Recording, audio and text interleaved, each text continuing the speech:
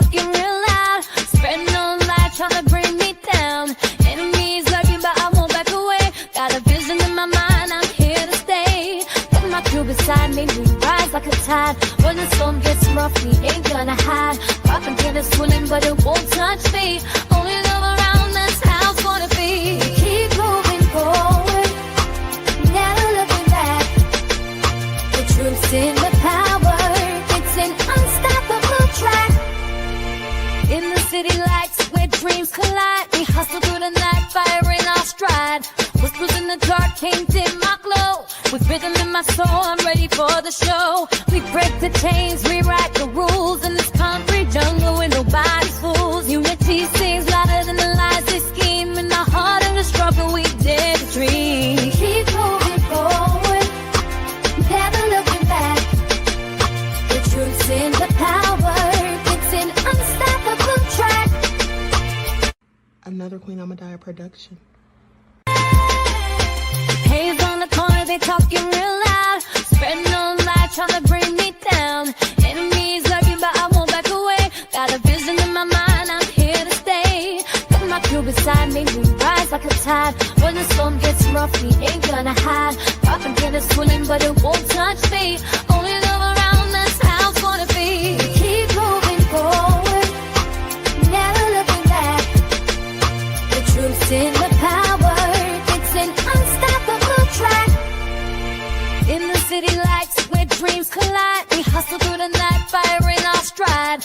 Whispers in the dark can't dim my glow. With rhythm in my soul, I'm ready for the show. We break the chains, rewrite the rules in this concrete jungle where nobody's fools. Unity sings louder than the lies. All right. Hello, everyone. Grand Rising. Thanks for tuning in once again to the original Queen Ahmadiyyah Shakur show. I'm your host, Queen Ahmadiyyah Shakur, and this is your morning wake-up call. So as you're coming in, please feel free to go ahead and subscribe to the channel. If you haven't done so already, be sure to click that notification bell and click the word all so you're notified each time the Queen Goddess goes live. All right. So let's get ready to get into it. But before we do, let's have a brief word from my sponsor at 12 Tribes. Y'all know the Queen has to keep the lights on. Please pay attention. Do not buy 12 Tribes on Earth hair growth oil and hair magic elixir unless you want super healthy, gorgeous hair that grows. They have a whole line of amazing hair growth products, including hair growth leave-in conditioner spray, hair growth shampoo, hair growth spray, and hair growth butter. I'm starting to sense a theme here. They include quality natural ingredients. They smell amazing, and you can see the results for yourself. So if you're looking for healthy hair growth for your natural or relaxed hair, try 12 Tribes on Earth today.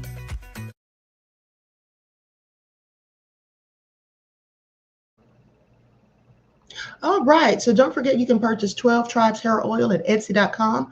Just look for Lisa Crafts. You can also find it at Walmart.com.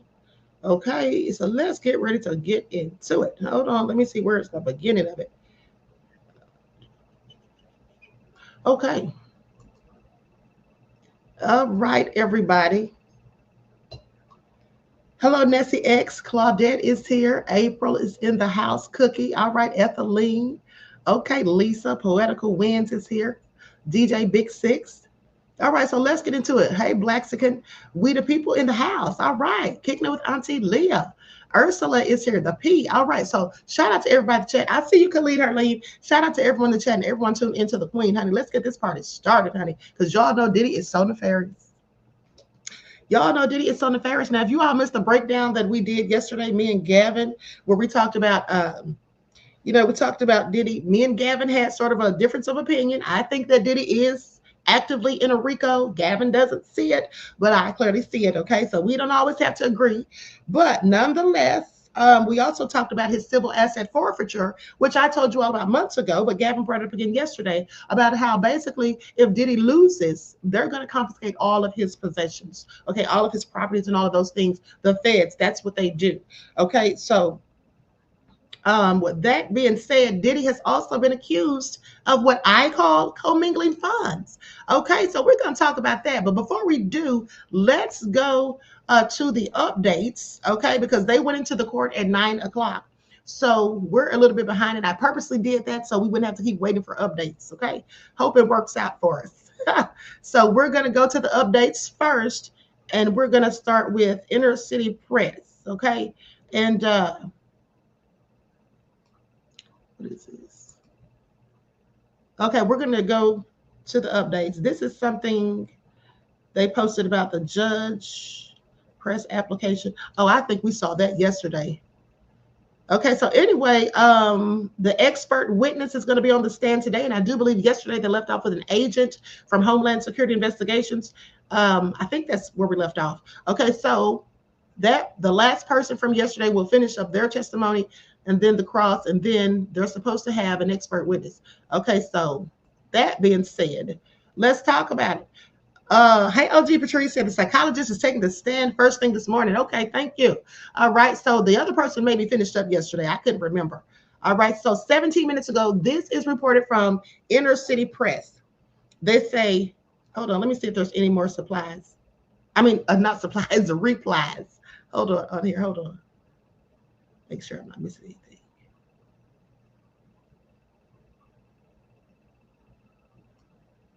Okay, hold on, beloveds. I don't want to miss anything. Here we go. Okay, so this is from 17 minutes ago. AUSA says, we're concerned that Mrs. Porter's death may be used to build sympathy to Mr. Combs and lead jurors to believe that if he's convicted, his children may. And then the judge stops them and says, I'll think on it. As to Mr. Miscuddy, which is Kid Cudi, the defense is concerned about hearsay. Okay, then 11 minutes ago, the judge says, please get the witness, Mr. Gannon, and check on the jury. Okay, now Mr. Gannon is the man that was on there yesterday. Jared Gannon, that's where they left off yesterday. So he's back on the stand. Okay, so the jury enters. Mr. Gannon says, AUSA says, Mr. Gannon, let's continue with items you seized on Star Island. Yeah, this is the agent from yesterday. Okay. He's the one that was talking about what all they seized in the raid. Okay, so they say, Mr. Gannon, let's continue with items you seized on Star Island. GX215, what is this? Mr. Gannon says high heels and SEX items in the master closet, no less. Okay, not high heels. I hope they weren't for Diddy. Diddy, whose high heels you got in your closet, sir? I have several questions. Okay, now, so he posted a video.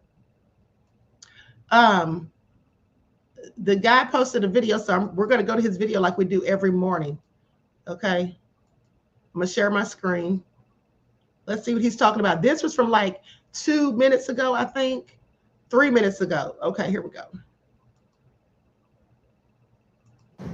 Okay, here we are, Matthew Russell Lee, Inner City Press, here at the Southern District of New York Courthouse. Today, Wednesday, May 21st, 2025. We're on our way to day 8 of U.S. versus Sean Combs, the trial. Yesterday, Cassy Ventura's mother, they didn't even cross-examine her. She said that he demanded a payment of $20,000 not to release a sex tape. Sounds kind of like extortion. Whether it fits under the enterprise letter, however, is another question. Now, there was a lot yesterday, but you can all find that on Inner City Press, on Substack, Patreon, etc. It'll be in a book about week 2. But today, coming up, Dawn Hughes. She's a psychologist. There were some filings overnight. The defense never put their filing in the docket. What? And the prosecution did. I'm not taking sides here except to say that they're both supposed to do it.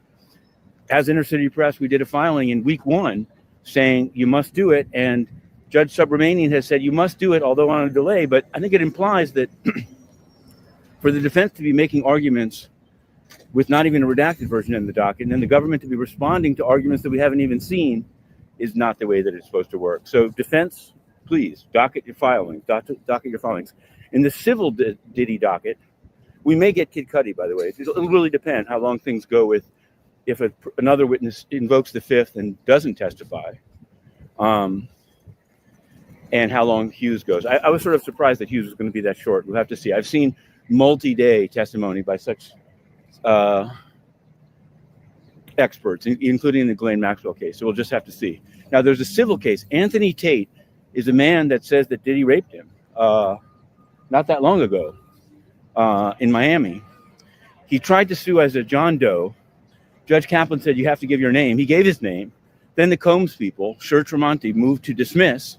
And yesterday, Judge Kaplan denied the motion to dismiss in its entirety. And Anthony Tate's case goes forward. You can find that one on Patreon. We put it up. It's in a parallel world to the criminal case. Now, I talked about an enterprise letter, and I did. There are other cases in SDNY, many of them. But I'm going to focus on, as I approach the courthouse, on one involving a rapper, I guess less high profile than the producer, Sean Diddy Combs. Jeezy Mula, also known as McBean, Deshaun McBean. He's in jail and he's charged with murder for hire. And yesterday, he and his 3 co-defendants were presented in front of Judge Engelmeyer. They were in the jury box. Each of them has 2 lawyers. So there were 8 lawyers. Only 4 could fit on the front page. Look, lawyers are rolling their heavy suitcases up a ramp behind me. I don't know if you can see them. They're rolling. It's pretty bad. And in fact, the trial may be postponed because DOJ hasn't decided yet whether they will be seeking the death penalty. Judge Engelmeyer has encouraged DOJ to make its decision by June 6th.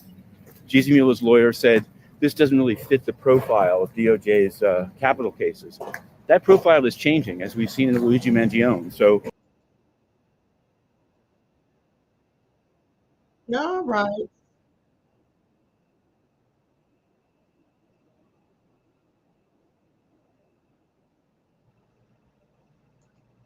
Okay, so you all heard that.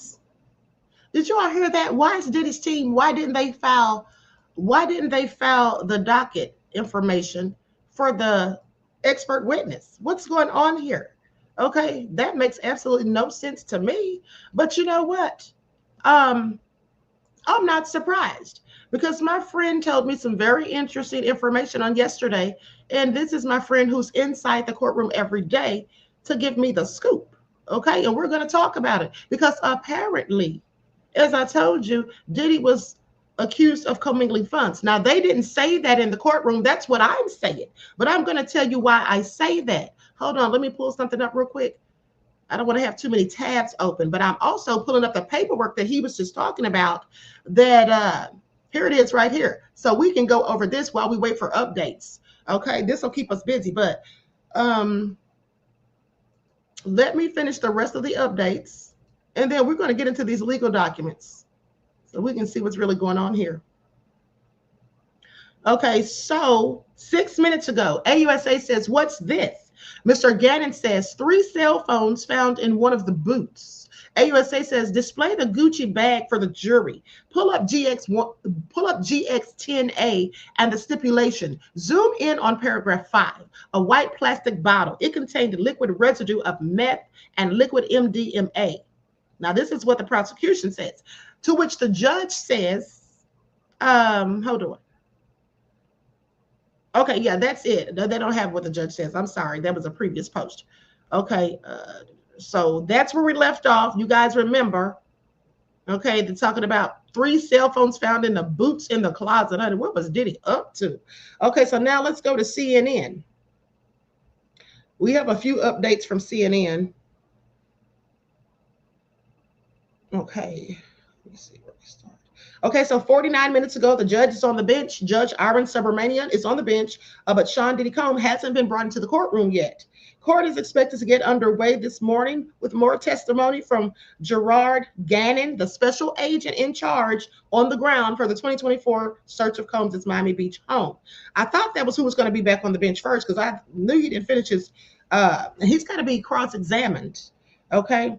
So then 20 minutes ago, the prosecution just indicated that Kid Cudi will not take the stand today. Yesterday, prosecutors said they expect to call Scott Mescudi, the recording artist, better known by his stage name Kid Cudi, this week. Now, in her testimony last week, Cassy Ventura, Sean Diddy Combs' former girlfriend, testified that Combs was irate when he learned that she briefly dated Mescudi. Ventura said she broke it off with Mescudi after Combs assaulted her and threatened more violence on her and the rapper. Now, Gerard Gannon, the Homeland Security Investigations Special Agent, is in charge at the He was in charge at the March 2024 search of Combs' Miami Beach home, and he is on the stand today to resume testimony under direct examination by the prosecution. The jury is just entering, and that was 15 minutes ago.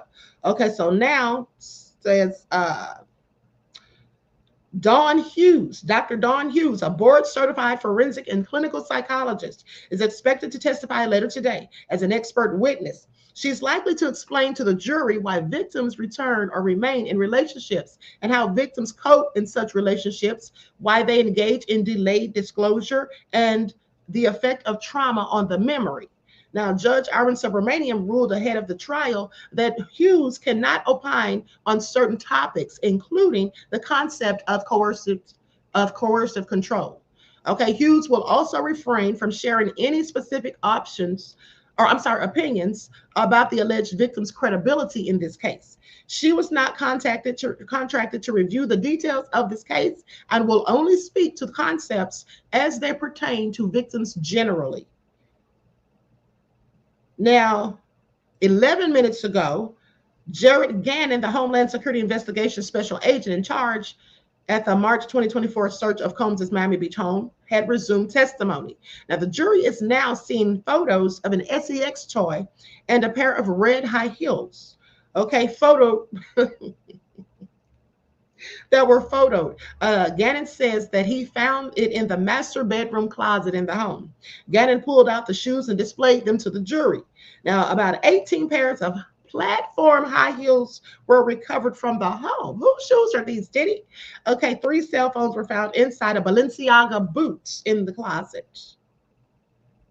So 4 minutes ago, a Gucci bag in the closet contained an assortment of pills, white powder, a crystal rock-like substance, and a plastic straw.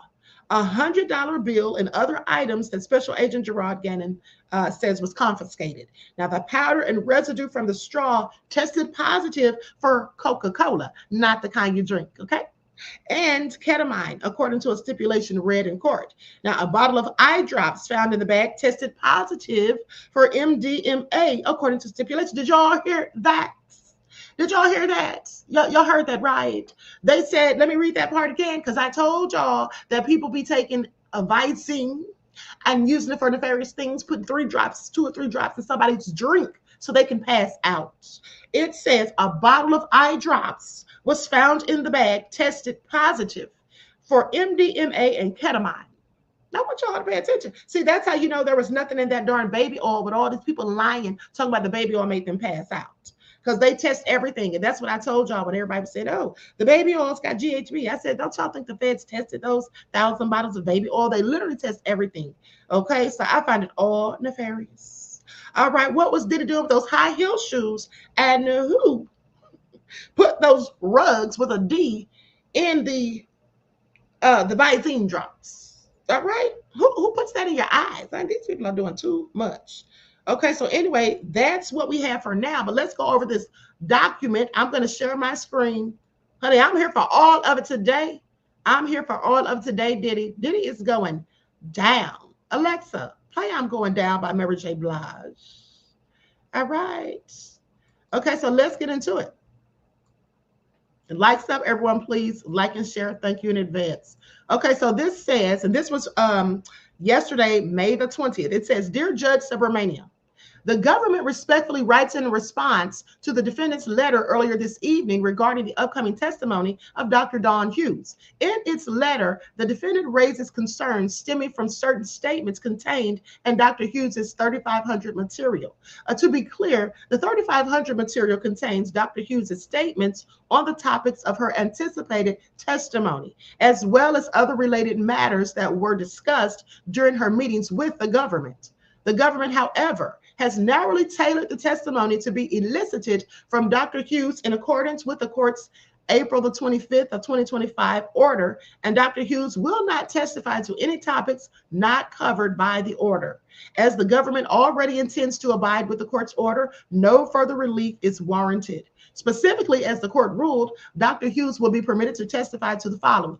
Dr. Hughes can testify as to coping strategies, delayed disclosure in memory, and testimony as articulated in these sections of her disclosure. I'm including in this category testimony concerning the reasons why victims stay in relationships, which we addressed at the last hearing. As for interpersonal violence, which is mentioned in the government's post-hearing letter, if Dr. Hughes is asked why victims either stay in relationships or have delayed disclosure or engage in coping strategies or have fragmented memories, then she can, of course, answer those. Now, the footnote says, at the prior hearing on April the 18th of 2025, the government indicated that it was inclined to admit testimony from Dr. Hughes regarding why victims remain in relationships, as well as why periods of positivity or neutrality in a relationship serve to prevent victims from leaving a relationship. Okay, noting that the court was inclined to admit testimony regarding the last two sentences of the second full paragraph of Dr. Hughes's disclosure regarding why victims remain in relationships, as well as the following paragraph regarding trauma bonds. Now, to the extent the defense objects to Dr. Hughes's testimony regarding the effect of periods of abuse being intercepted or what is this? I think this is a typo. Interspersed with periods of normalcy, and that testimony is squarely within the court's ruling. Okay.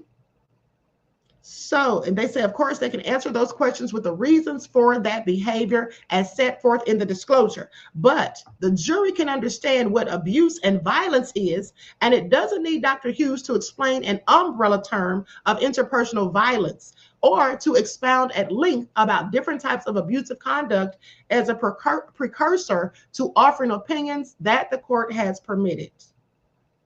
All right, so consistent with this ruling, the government will elicit testimony regarding why victims remain in relationships, how victims in such relationships, or how victims cope in such relationships, why they engage in delayed disclosure, and the effect of trauma on the memory. Now, as the government has informed the defense, it does not intend to elicit testimony regarding the term interpersonal violence by that or any other name. Likewise, Dr. Hughes will neither define nor use the term coercive control, nor the term psychological aggression in its place. Rather, the government intends to elicit testimony squarely within the bounds of the court's ruling, specifically as contemplated by the order when Dr. Hughes is asked why behavior as set forth in the disclosure. As part of the testimony, the government will elicit brief testimony regarding how specific types of abuse cause a victim to remain in a relationship during which the government expects that Dr. Hughes will provide concise definitions of the relevant forms of abuse. This testimony is limited and necessary context for the portion of her testimony related to why victims of domestic violence may stay with or return rather than leave their abusers, a topic included in the portion of Dr. Hughes's expert notice expressly covered by the court's order. Related to the government's relatedly, the government does not intend to elicit the term post-separation assault in Dr. Hughes's testimony, which, as the defense notes, refers to abuse that continues after the termination of a relationship.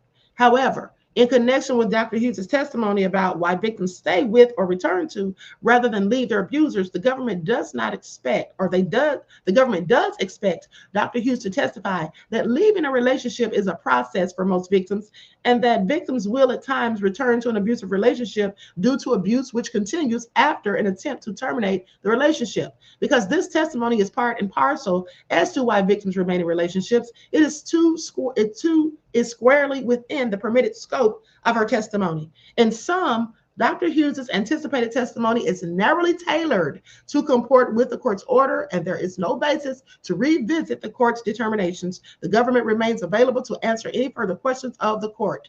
And the footnote says the defendant appears to conflate the term psychological aggression with the concept of psychological abuse, a conclusion unsupported by the 3500 material or Dr. Hughes's anticipated testimony. And this is from respectfully submitted J. Clayton, United States Attorney. Okay, so listen, that was a whole lot. Much of it was repetitive. Nonetheless, it's important to note because basically what it's all about is they're saying that they're basically saying that she's going to testify to why Cassy would return to the relationship time and time again, even though it was a volatile and very abusive relationship, and also why even after the relationship was terminated, that sometimes she would still, come back and there would be, still violence being inflicted, and why she would deal with that. And also notice they mentioned trauma bonds. Okay, I think that absolutely. Cassy and Diddy were trauma bonding. They were both high as hell off of rugs on a regular basis. Now, David James testified yesterday that Diddy was taking rugs every day, literally every day. Okay, so they were high out of their minds. Okay, and I already told you guys that's why they were always getting into it. And Diddy is already a whole devil. Now mix that with him doing rugs every day. Okay, and that can only be a recipe for disaster. So they're basically trying to explain why Cassy stayed with Diddy, even though he did all those low down things. So it doesn't look like she just wanted to be in a relationship. That's what they're trying to paint, that she was not there because she was a willing participant. She didn't really want to be there, but due to trauma bonding and psychological abuse, possibly, and other reasons, these victims of domestic violence just continue to come back. Okay, so with that all been said, let me see if anything else has come up. Let me see here. Okay, there's a couple of updates, so let's get into it.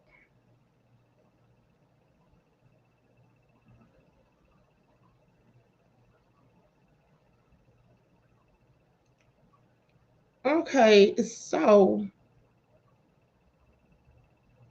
Gannon pulled out the shoes that he says were found in the closet and displayed them to the jury, about 18 pairs. That's a whole lot of shoes. And then we talked about the Balenciaga boot in the closet, okay, with the 3 cell phones.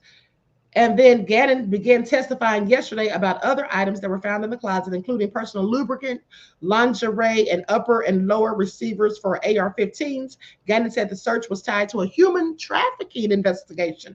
He was assigned to HSI's human trafficking group at the time. Okay, so they were investigating human trafficking when he found this stuff at Diddy's house. Okay, that's very interesting. So there's nothing further within the last 8 minutes. It's not looking good for Diddy, but here's the thing. So let me just say this. When I spoke with my source later last night, Mama just said, Queen, do you think the defense did not file the paper? Of course they didn't file it. If they said they didn't file it, beloved, they didn't file it. And here's the thing. If they had filed it, I would have it. I told you all, every time Diddy's team files paperwork, I always show it to you all. No, they didn't file it. My question is why? They know they're supposed to file that stuff. That's just idiotic. I'm starting to think that something shady's going on with the defense, because my friend gave me some information on yesterday that I find to be real sketchy on Mark Agnifalo's team. Or on his behalf, shall I say. So let's talk about it. Let's talk about it while we wait for these updates. So here's the thing. When Mr. David James, Diddy's former assistant, was on the stand on yesterday, when Mark Agnifalo was questioning him, he asked him something about Diddy's business finances and paperwork. Okay? Now, here's the thing. This man was an assistant for Diddy, but also, although he was an assistant, he also was able to file paperwork for Diddy's businesses, right? Let me cut this fan on. So anyway, that being said, hold on, beloveds. Okay, so I'm just going to go through all of this and I'll get to that eventually. I don't want to have to sift through here. Okay, so anyway, when David James was on the stand, remember that's the guy who was the former assistant. Okay, he talked about there was a blog post where Diddy supposedly said somebody had posted about him hitting Cassy, and he thought that maybe David did it. Remember, I told you that on yesterday. Okay, so then he came home and he just came straight to the computer asking David, what did you post? What are you doing on the computer? And he started going through the man's search history. Okay, going through his search history, and basically didn't find that he had done it, but David said that he didn't see, or James, I'll call him by his last name, he didn't see Cassy after that for about maybe a month. Okay, he wasn't around Cassy after that. Now remember, initially he had gone to a hotel to take Cassy some food because Diddy told him to go drop her something off. He was supposed to bring her some food or whatever, and he brought her some Roscoe's chicken and waffles. Okay, and then they said he was on the stand cracking jokes and stuff. Like, and then they said he was really weird. Like, he would go from cracking jokes one minute and then tear it up the next. Okay, for example, when he was asked about bringing Cassy the food that Diddy requested, he said he brought her some Roscoe's, and then he was asked, what is Roscoe's, and he said it's some good fried chicken or something like that.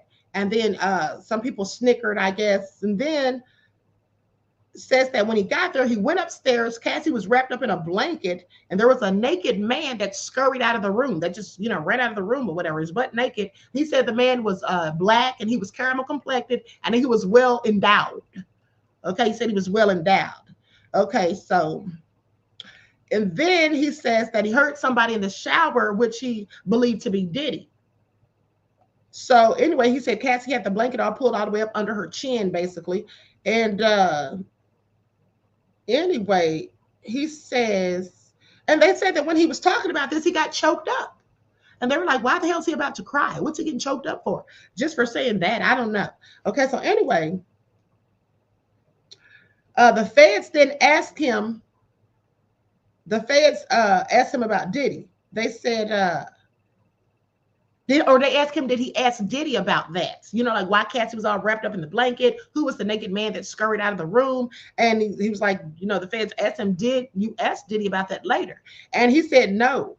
He said, I didn't get into his business. And then he said Roger Bonds and the other bodyguards, would tell him stuff like, you need to mind your business, stay in your lane. So he knew not to basically ask any questions. Okay, basically mind his own business. Now he said he would book and advance the hotels. And so that means, he would call and, of course, make the reservations for the hotels. Now, he would advance the hotels for Diddy as well. And for those of you who don't know what that means, that's basically like if you're going to be staying at a hotel, right? Then you get somebody, and this is what he would do. You get somebody to go set the hotel up and put all the things that you want in there. He would take the little lights and stuff that Diddy wanted or whatever, take all Diddy's favorite things, like his oils, his Astroglide, his baby oil and all that stuff, his little snacks and everything, okay? Like his applesauce. Diddy eats applesauce on his hamburgers, remember? So he would take all those little things, okay? And then his favorites, he would take all that. He would set up everything before Diddy arrived, okay? And then the Fed said, would he bring anything else? And he said, yes, he would bring his LV bag, and it would have at least $10,000 in it. Okay. And his medicine, he had like 20 to 30 bottles of medicine and pills, or different bottles of pills. Okay. So he'd bring all those products, but also he was in charge of replenishing them when they run out. He said Diddy basically used rugs with a D every day. Specifically Percocets, okay? And he had these Obama-shaped ecstasy pills. And when they would take these ecstasy pills shaped like Obama, they would call it Diddy bopping. That's what that was called, Diddy bopping. Okay, so he said, the Fed said, have you ever done rugs? And to which, have you ever done rugs with Mr. Combs? And he said no. He said one night, however, he took a pill. He took a pill from Diddy's bag. He took one of those Obama pills and started Diddy bopping. That's what he did. And then says Diddy asked him. Now, here's the thing. Diddy had cameras all over the house. Now, I don't know if he knew about the cameras, but he probably didn't, because he was also admitted that he was stealing from Diddy. Yeah, he was stealing. So we'll talk about that in a second. So he took one of those Obama-looking pills and then started Diddy bopping. Mind you, that was the XTZ. Okay, y'all know what I'm talking about, the ones that make you feel all good and all that stuff. So he took one of those, supposedly, and then he said that Diddy went later and was reviewing the footage and saw how he was behaving. So he said Diddy came to him and was like, were you high? And so He said, yeah. Now, mind you, he wanted to go home that night. He had gotten off. He was off duty from work. And so he felt like it's okay. He said he felt like it was okay. Sorry about that, you guys. He said he felt like it was okay for him to be taking the pill because he wasn't working that night. And so then after he took it, he basically wanted to, hold on, let me make sure I put this on off.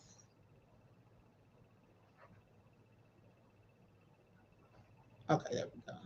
Okay, so anyway, he basically wanted to go ahead and get off work because he didn't want Diddy asking him to do anything else. He felt like if he has to do any more work, then he's out of it. So he didn't want to have to be caught up in that. And so he decided to leave early or whatever. I don't know why this thing is not coming. Hold on, beloveds.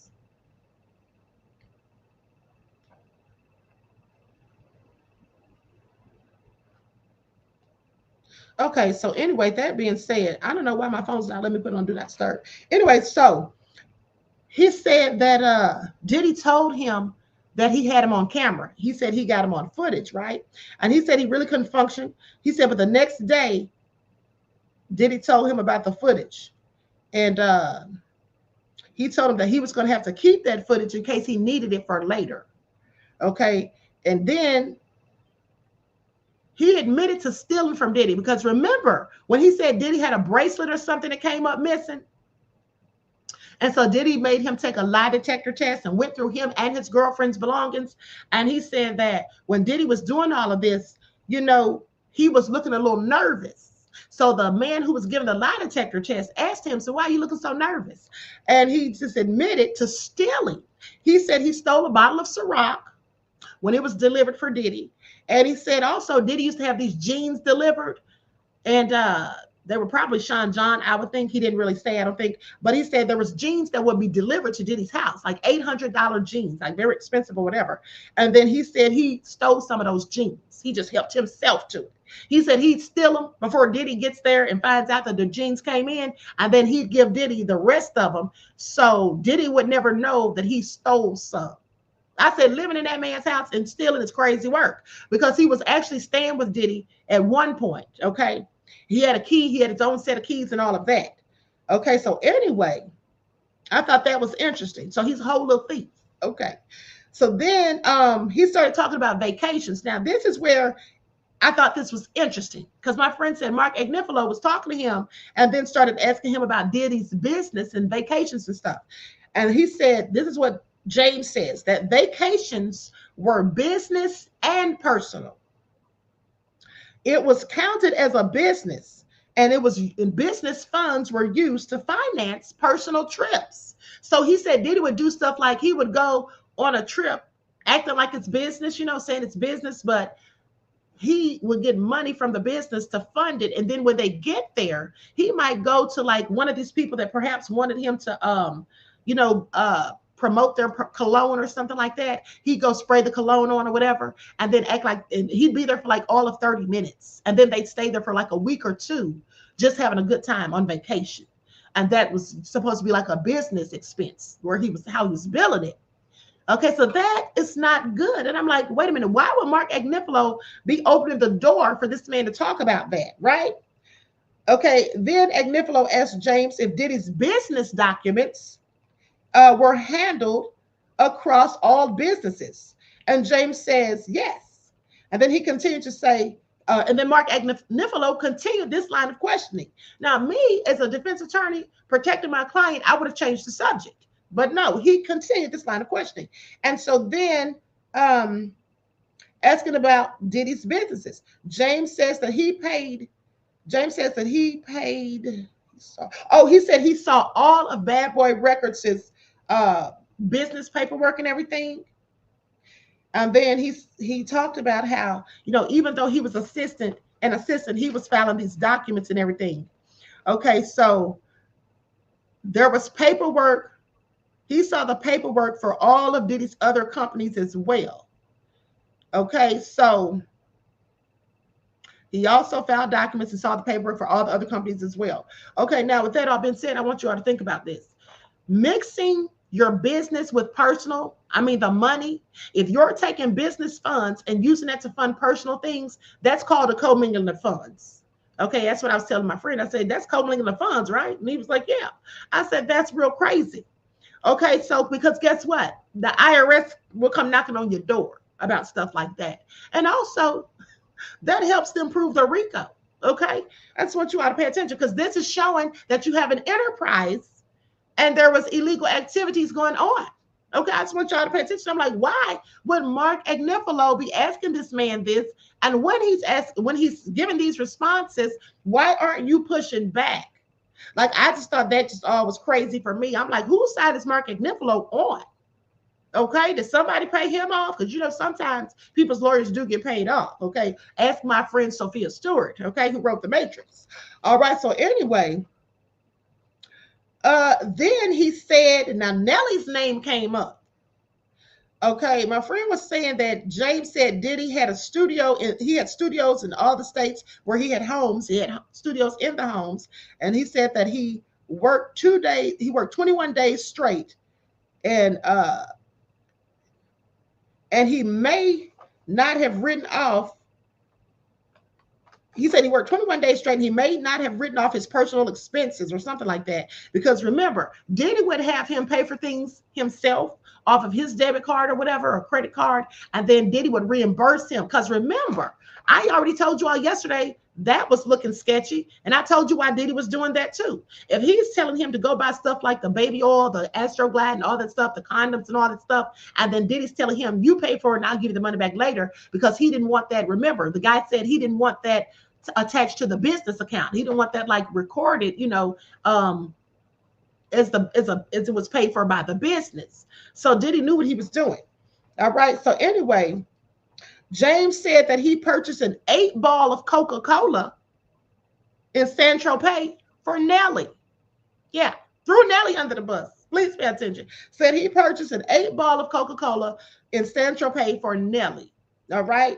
And then that was all interesting to me too, because you're out here. Because remember, he said yesterday that he was going to buy rugs. Didn't he say something about buying rugs yesterday? This is all kind of criminal activity going on with the business. See, this all, let me tell you about something. For those of you who keep saying that there is no criminal enterprise, there is no RICO, the feds are proving it. The feds are proving it. When they're sitting here talking about commingling funds, when they're sitting here talking about, you know, purchasing things for the freak offs with the money from the biz, or with well, making him pay for it, and then Diddy reimburses him with money from the business, just so there's no paper trail. You see where that's going? Okay, this is all commingling of funds. It's totally illegal, and not to mention, it can cause the IRS to come looking for it. That's all I'm saying. Okay, so definitely this is criminal activity. All right, it's given RICO. Okay, it's given criminal enterprise. Is all I'm saying. All right, and then hold on. Dang, I forgot to read that other comment first about Al Capone, how they came after Al Capone for the taxes. I know what you're gonna say. Even though I didn't get to see it, I know what you're gonna say, because yes, that's how they brought him down. Elliot Ness, when he couldn't get Al Capone or nothing else, that's how he got him, with the tax evasion. Okay, so anyway, with that all been said, James says, Queen, you have been giving us all your time for the past weeks with detailed information and more. We love you, Queen. Thank you, beloved. And I love you all too. And I really appreciate each and every one of you. And thank you so much for your kind contribution to the channel and your kind words, beloved. Peace, love, and blessings. You know, it's my pleasure, honey. I'm only on here for y'all because YouTube stay hating on the Queen. But I love y'all. That's why I keep going. So then, now listen to this. Now, I find it interesting because this man was doing some things and he was blaming it all on the black folk. Okay, please pay attention. So one night, he supposedly, James, that is David James, he supposedly came to Diddy's house with 2 prostitutes with a P. Him and, I'll just go ahead and say it, prostitutes, okay? Him and Roger Bonds picked up 2 prostitutes, according to him. And then he said that Roger Bonds made him do it. I'm sorry, sir, what? Yeah, he said Roger Bonds made him do it. Okay, then he cracked a joke and said that he paid the prostitute $200 and then told her to give him $200 to take a shower. They said he was cracking jokes one minute and then would tear up the next, like I told you. So then he said that one day Diddy was threatening to fire him because he smoked weed in front of Diddy. He said, but everybody was drunk and high in the studio all the time. Okay. And then he said, so then Diddy threatened to fire him for smoking weed in front of him. I find that all interesting. So this man was stealing Diddy's stuff, okay, popping his pills, Diddy bopping while he's still at work, whether you're not on the job or on the clock or not, you're still at work. Okay, so that's clearly inappropriate and unethical. So you Diddy bopping, stealing the man's Ciroc, stealing the man's jeans, bringing prostitutes to his house and all that. Don't y'all find that interesting? Okay, don't y'all find that interesting? So anyway, and then this is another thing too. He said James said that Diddy had gotten into it with Chef Jordan or Jordan, what's her name? Chef Jordan. I think they said Jordan. But remember the chef that I think that's the same chef that was going to sue Diddy, said Diddy pushed her out the door. Now, mind you, David James got into it with this same chef because he said something about he had Diddy, remember when I told you how Diddy told him you can't be putting your hands on the women, and then told him to go apologize, write her a note, and buy her a nice gift, and told him if he did it again, he's going to have to be fired. Yeah, he put his hands on this black woman. That's what he did. He supposedly choked her, is what was said. But he says that he grabbed her by her wrist. Okay, that's what it said yesterday, that he grabbed her by her wrist. Y'all remember that? First of all, what are you doing putting your hands on her, period? But anyway, he says that Diddy and her got into it. And Diddy got the nerve to tell somebody not to put their hands on women, but he had a habit of doing it. Okay, allegedly. So anyway, he says this is what Diddy told him to do. James says that Diddy made him, told him to go file a fraudulent police report. Yeah, told him to go file a fraudulent police report and claim that Chef Jordan was the aggressor with Diddy. And this was so there would be a paper trail established in case it came back up later. But he said he didn't do it. Instead of creating that fake paper trail, he basically got in the car and drove for about an hour, drove around New Jersey for about an hour. So I thought that was all interesting. I thought that was all interesting, honey. Okay. They're building their case against Diddy. That's what they're doing. They're absolutely going to prove this RICO. Okay. I think that Diddy's going to wish at some point that he had taken that plea deal when offered, because it's not looking good for him. But let me continue. Now, here are some more updates. Hold on. Let me check with Inner City Press first.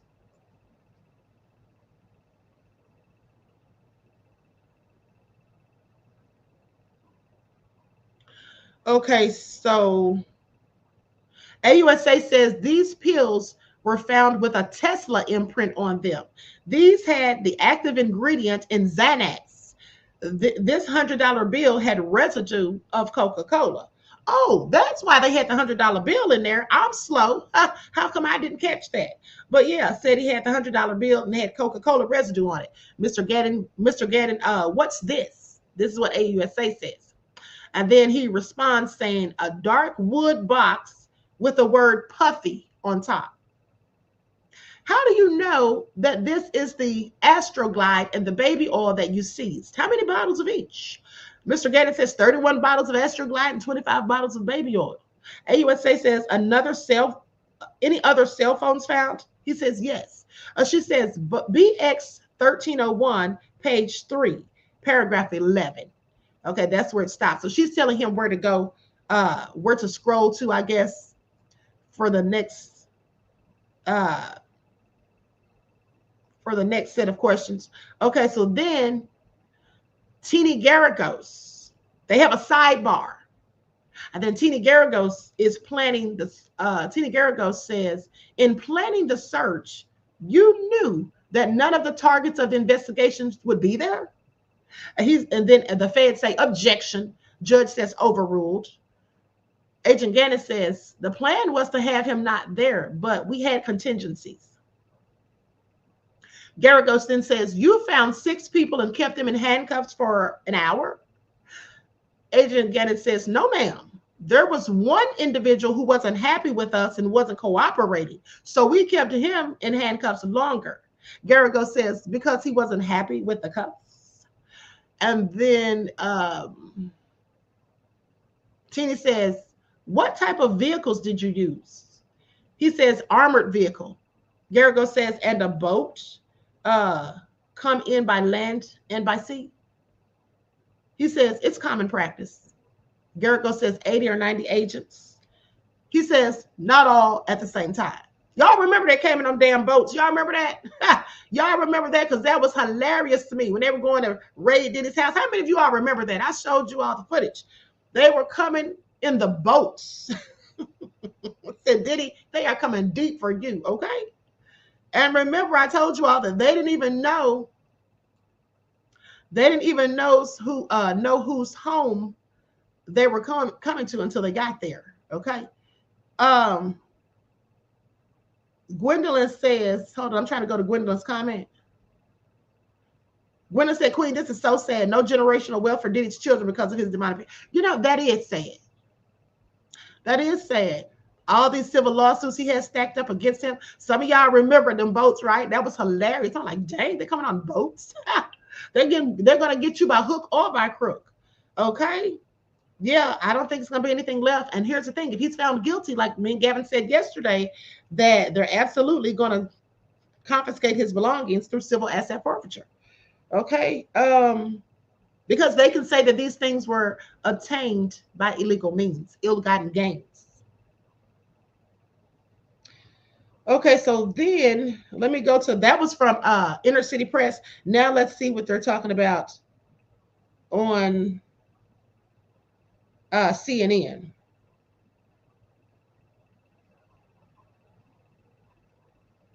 Okay, so 17 minutes ago, says they found a loaded .45 handgun.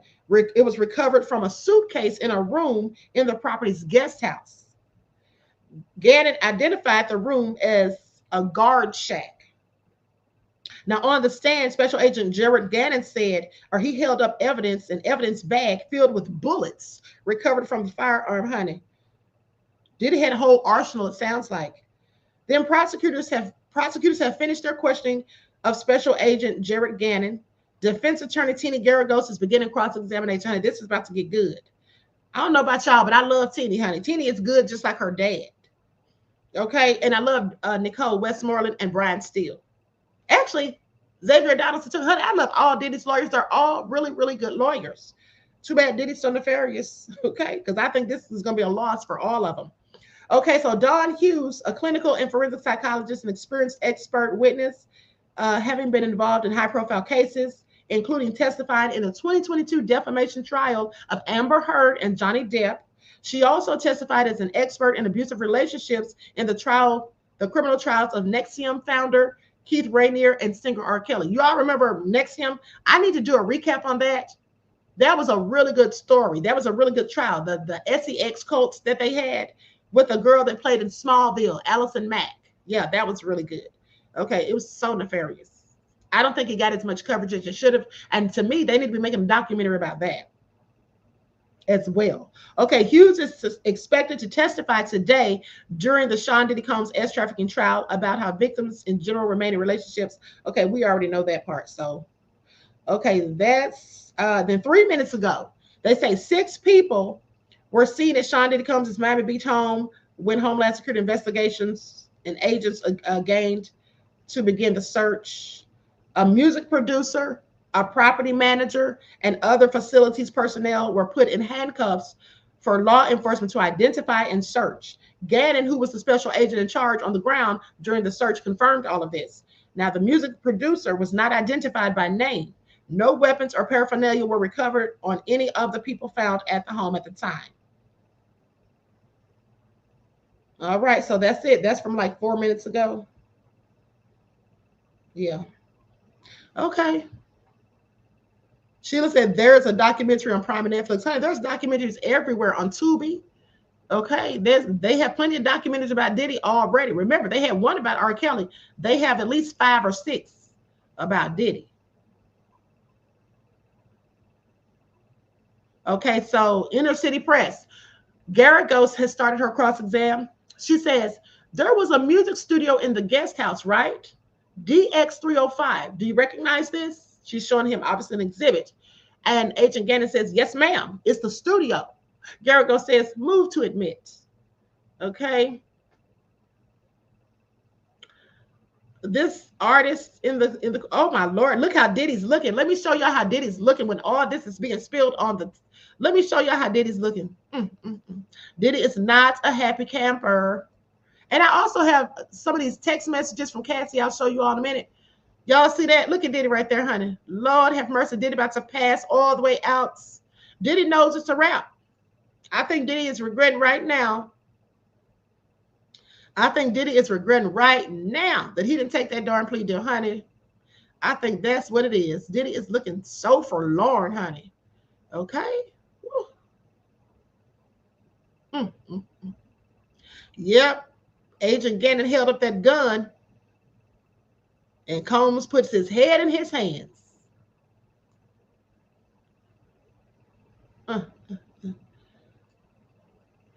Anyway, hold on. So, studio in the guest house. Okay, that's it for right there. Okay, y'all see it? Diddy is not a happy camper this morning, you guys. Diddy knows it's all gone wrong. Do you all remember that movie Uptown Saturday Night with Bill Cosby? James Allen said Diddy's thinking, what's next? Okay. Panther Strike said, Queen, I would be surprised if Chef Boyardee takes the stand soon. Andrew says the plea deal was the best thing he could have ever taken. Right. I don't know. He just didn't want to. He probably thought he was going to get off, like I told you all. Leon said Diddy did the same thing to his children like his mom did to him. He didn't break the cycle. Right. Exactly, beloved. And you know you're so right, because when you think about it, Diddy has turned out to be just like his father. Only his father ended up turning informant to the feds and got killed because of it. And so Diddy is on trial with the feds and going to prison because of it. Isn't that something? Ooh, James said, I'm ready to hear from Kid Cudi, honey. Me too. Tasty Cake said, these comments are hilarious, honey, aren't they? American Isn't said, this man about to serve life for having red high heels at his house. American Isn't, now you know that's not why he's going to be serving life. Gwendolyn, you know what? You took the words out of my mouth, beloved. Generational curses. I absolutely believe it. That's exactly what I was thinking. Okay, that's exactly what I'm thinking. Tasty Cake said, I'm at work giggling up a storm. Tasty Cake, you better get that work done, honey. I'm about to call your supervisor right now. Okay, oh my goodness. This is going to be an eventful day today. I have a feeling, you guys. And then tomorrow when Kid Cudi. Now, first off, I really can't wait to hear what Kid Cudi has to say, but I'm also anxious to see what the expert witness is going to say. Okay. Now, that being said, it's something I want to show y'all. So let me pull up this video because, like I said, I have Cassy's text messages. They were posted. I had them for a couple of days. I don't know how I forgot to show y'all these. I think this is it right here. P. Diddy and Cassy text exhibits. Yeah, this is it. Don't say I don't be digging for y'all getting a tea. Now, some of this is redacted. I'm going to show y'all what they have, though. Nisa said, reality is hidden, Diddy. No more rugs. Exactly. No more rugs. No more freak offs or nothing, honey. Okay? It's all going bad. Tasty Cake said, it's a slow day in accounting today, so I got time. Okay, that's good, beloved, because we are locked in. But, you know, I must admit that I am glad that they're closing court every day this week at 3. Because that gives me more time to do other stuff. Because when I be on here all day, y'all, I be having so much to do. I literally don't get any rest in between. Because y'all know I got other work to do. Okay, y'all know I'm an adjunct criminal justice professor. I have to grade papers and all that. I have to confer with students that have been sending me emails, asking questions and whatnot. Okay, I know you all probably can't read this, but I'm going to tell you what it says. Don't worry. Okay, now this is Cassy. Remember, she called Diddy Pop Pop because Diddy asked her, what did she call her grandfather? And she called him Pop Pop. So she says, this is from July the 15th of 2012. It says Pop Pop sailed. Okay, so that's what she's talking to Diddy. Says, not all of them. Then Diddy responds, what you doing? And then they have this redacted. Okay, then Diddy says, how are vocals going? She says, they're good. I have all those sores on my tongue, so it's kind of uncomfortable. And I think I have another UTI. Yikes. Sores on your tongue and a UTI. Do y'all hear that? Gwendolyn said, Queen, you be sure to eat properly today. You be doing too much. I know, right? I really do. Y'all, do y'all know what time I ate last night? 9 o'clock. That's what time I ate. I ate last night at 9 o'clock. Okay? I really did. Okay, yeah, she said she has sores on her tongue and another UTI. And she said, and I think another UTI. Ooh, honey, what is the sores on the tongue? I'm about to look up something. Y'all hold tight. I got an idea what the sores on the tongue might be. Now, we know they could be the hurt and the peas, but I think it's something else, too, because something else that was going on. I'm going to tell y'all in a minute, but let me just look this up real quick. I have a sneaking suspicion.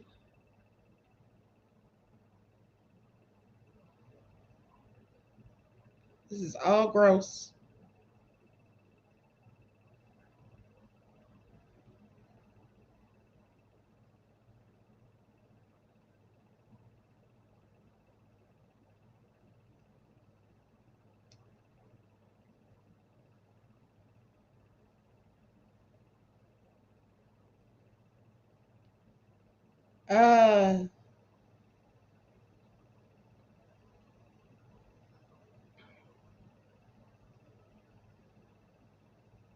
See, what I was looking for, those sores could come from the herpes. But what I'm looking for, remember how she said they were putting the golden shower in her mouth? Something like that can cause sores on your tongue, I'm pretty sure. Okay? Yikes. Canker sores and whatnot. Because, you know, that's poison. That's toxins and poison. You're not supposed to consume that stuff. It's cleaning out the toxins in the body, you know? So anyway, with that all being said, it could have come from that. Hold on. Here we go right here. What is this?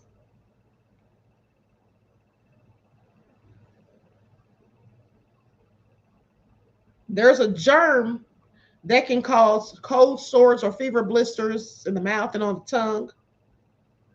But also, it can be caused by the herpes virus, which Jonathan Ida said Diddy gave to him.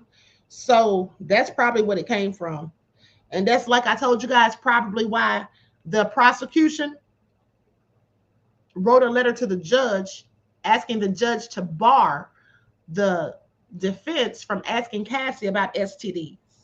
Because you wouldn't want to talk about that in court, because then everybody know you and your husband got to worry about those things. Okay, so that's really sad, honey, at the end of the day. Ugh. Andrew said it's a biohazard. Okay, it definitely is. Urine, honey. Okay, so anyway, that's what it says. So let's go to the next text message. This is all nefarious at the end of the day.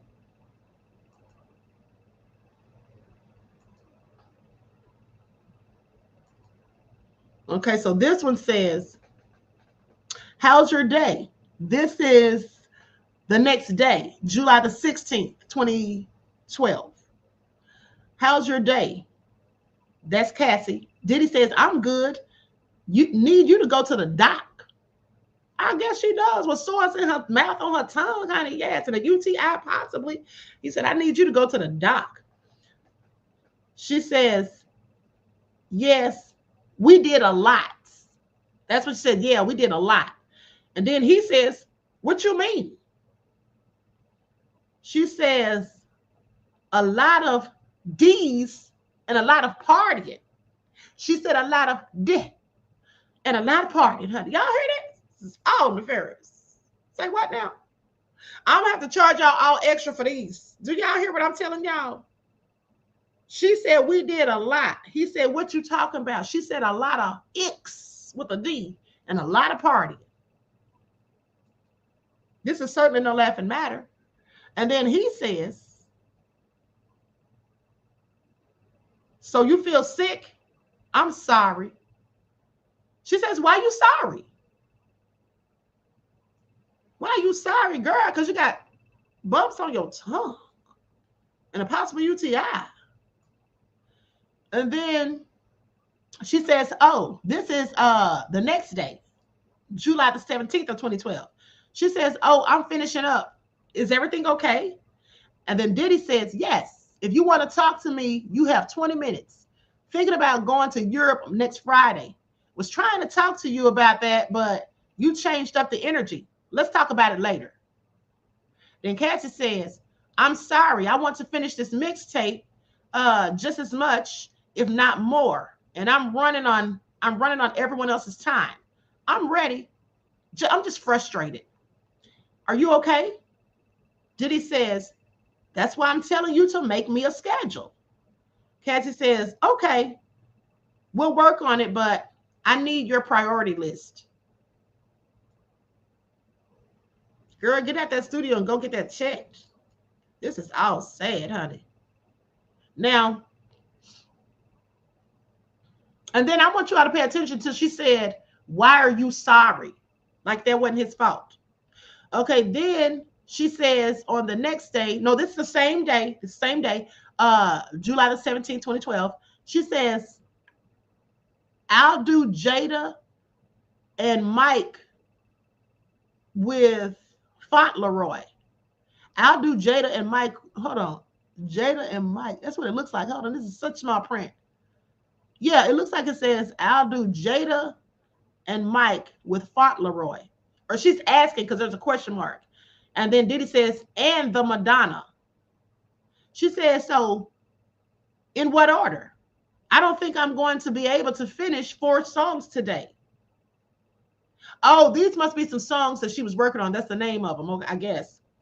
I'm speculating clearly.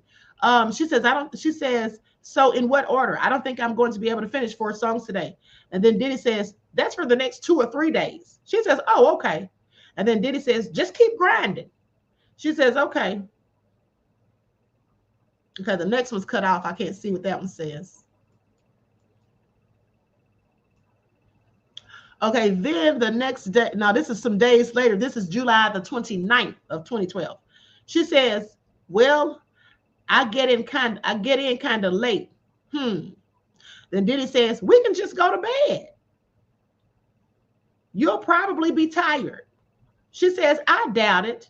I'm going to sleep on the plane. LOL. And then Diddy says, so what you want to do, woman? And no, I'm not asking you to FO. That means freak off.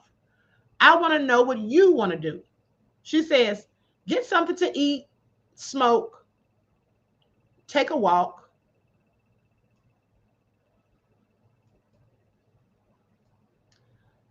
Then Diddy says, I don't have Dave's number.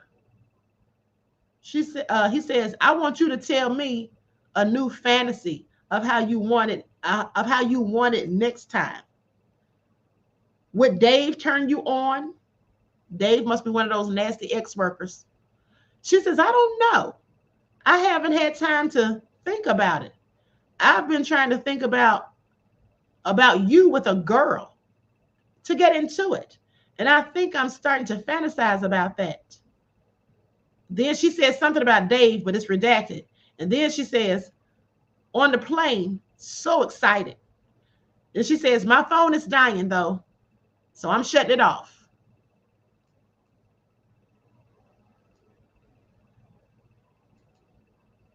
Y'all know we are nosy as hell, okay? Now this looks like an email. Yeah, this is an email. It says, Dear Blank, our member name is blank, and we just sent you an email on your Lifestyle Lounge account. We are a couple from Beverly Hills. We saw your profile and would like to get in touch with you. Please email us. We hope to hear from you soon. Child, what is this? Do y'all hear this? Do y'all hear this? Honey, listen. Now remember, they found some of those S-workers on Craigslist.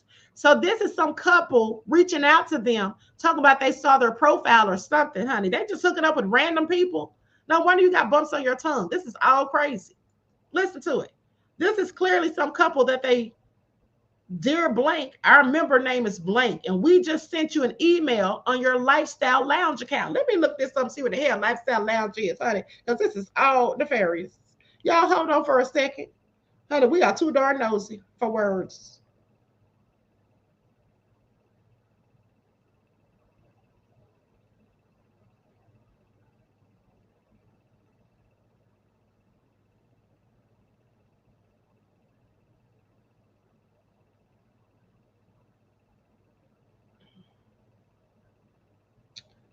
Okay, here it is. Honey, y'all don't even want to see what this is. Honey, this is nasty. Y'all hear me? Honey, I am so done. Okay. I wish I could show y'all what this is, what popped up when I looked it up. But it's an open relationship social network community, a place for adult couples to connect. I mean, swingers. That's what that is. But the pictures on here is a hot mess. Okay, cheeks out, that's all I'm saying. People wearing lingerie. I mean, it's all sexual. Child, y'all can find it on Instagram if you think I'm lying. I can't even show y'all this because there's too many butt cheeks on it. I don't think I've ever seen so many cheeks in one place around a Christmas tree on one of these pictures. Are they the presents or what? Nope. Not going to be able to do it.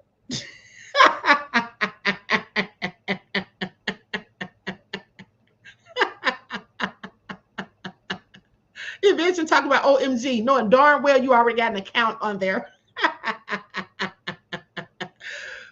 James said, Queen, I just went on there. Okay. Lisa said, lots of cheeks, child, there around a Christmas tree. If you think I'm lying, go on there right now. It's on Instagram. It's called Lifestyle Lounge. I'm done.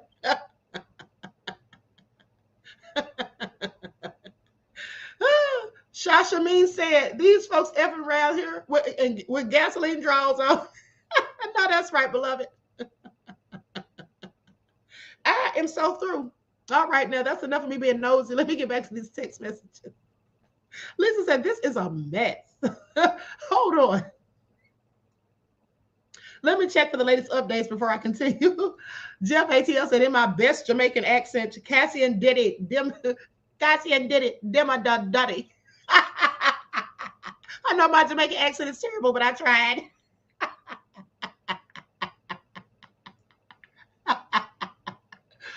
Woo, honey. Mama Joyce said, so from Craigslist straight to the bedroom for genitalia meet and greet.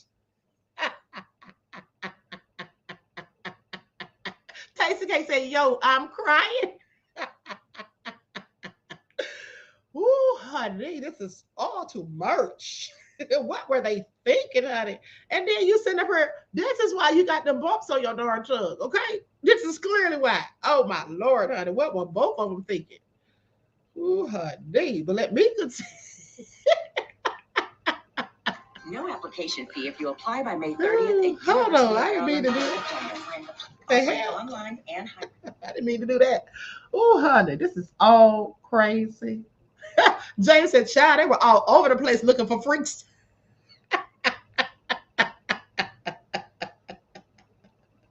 I am beyond through, okay? Woo, honey, this is a whole lot. Anyway, let me continue. Let me see if I have any more updates before I keep reading this, because it's a few more to go. No, they didn't, though.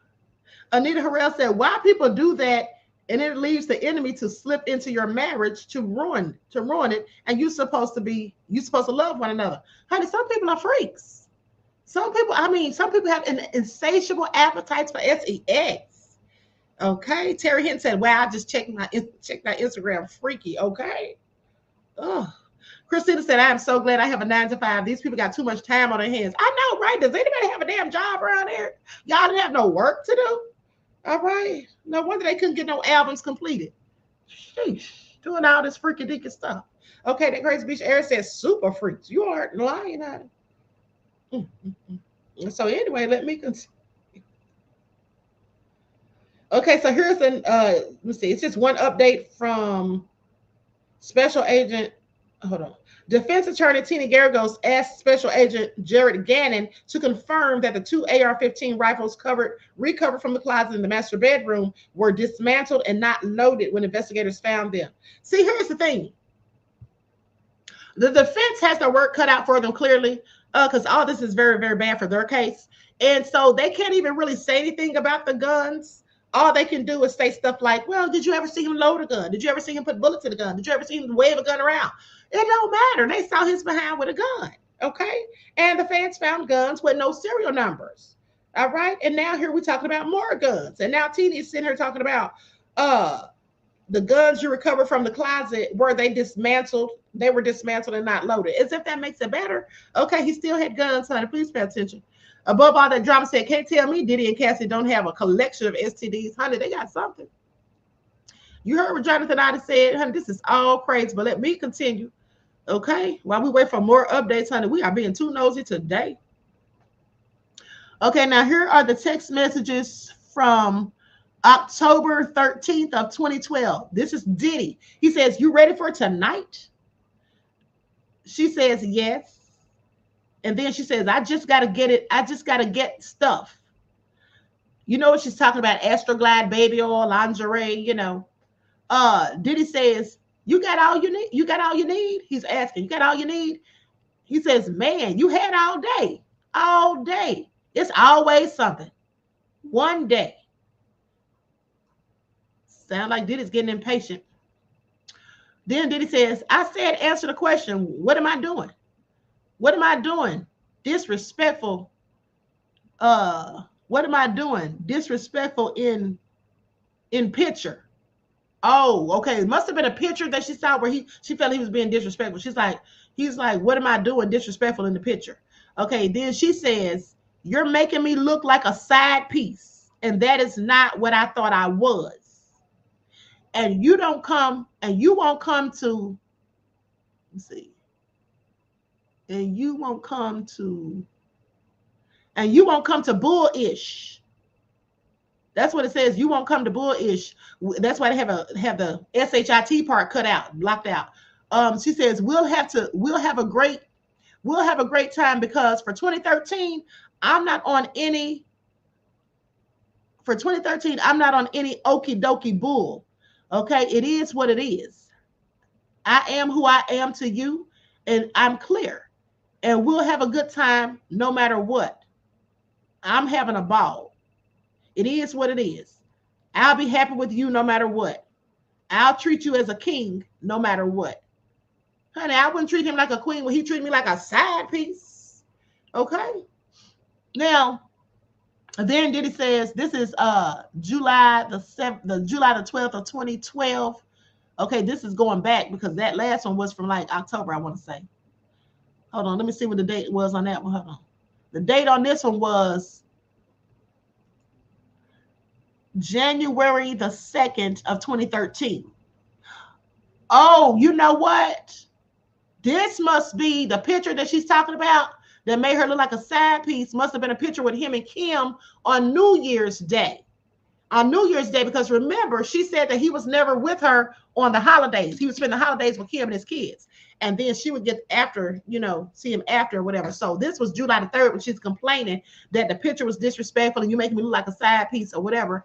And then she said, it is what it is. I am what I am to you. I mean, I'm going to have a good time. I'm going to have fun either way.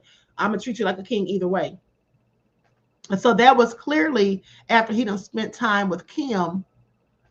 Okay, so now we go back. These texts are from 7/12/2012 at 7:44 a.m. Diddy says, you up? We need to talk. You up?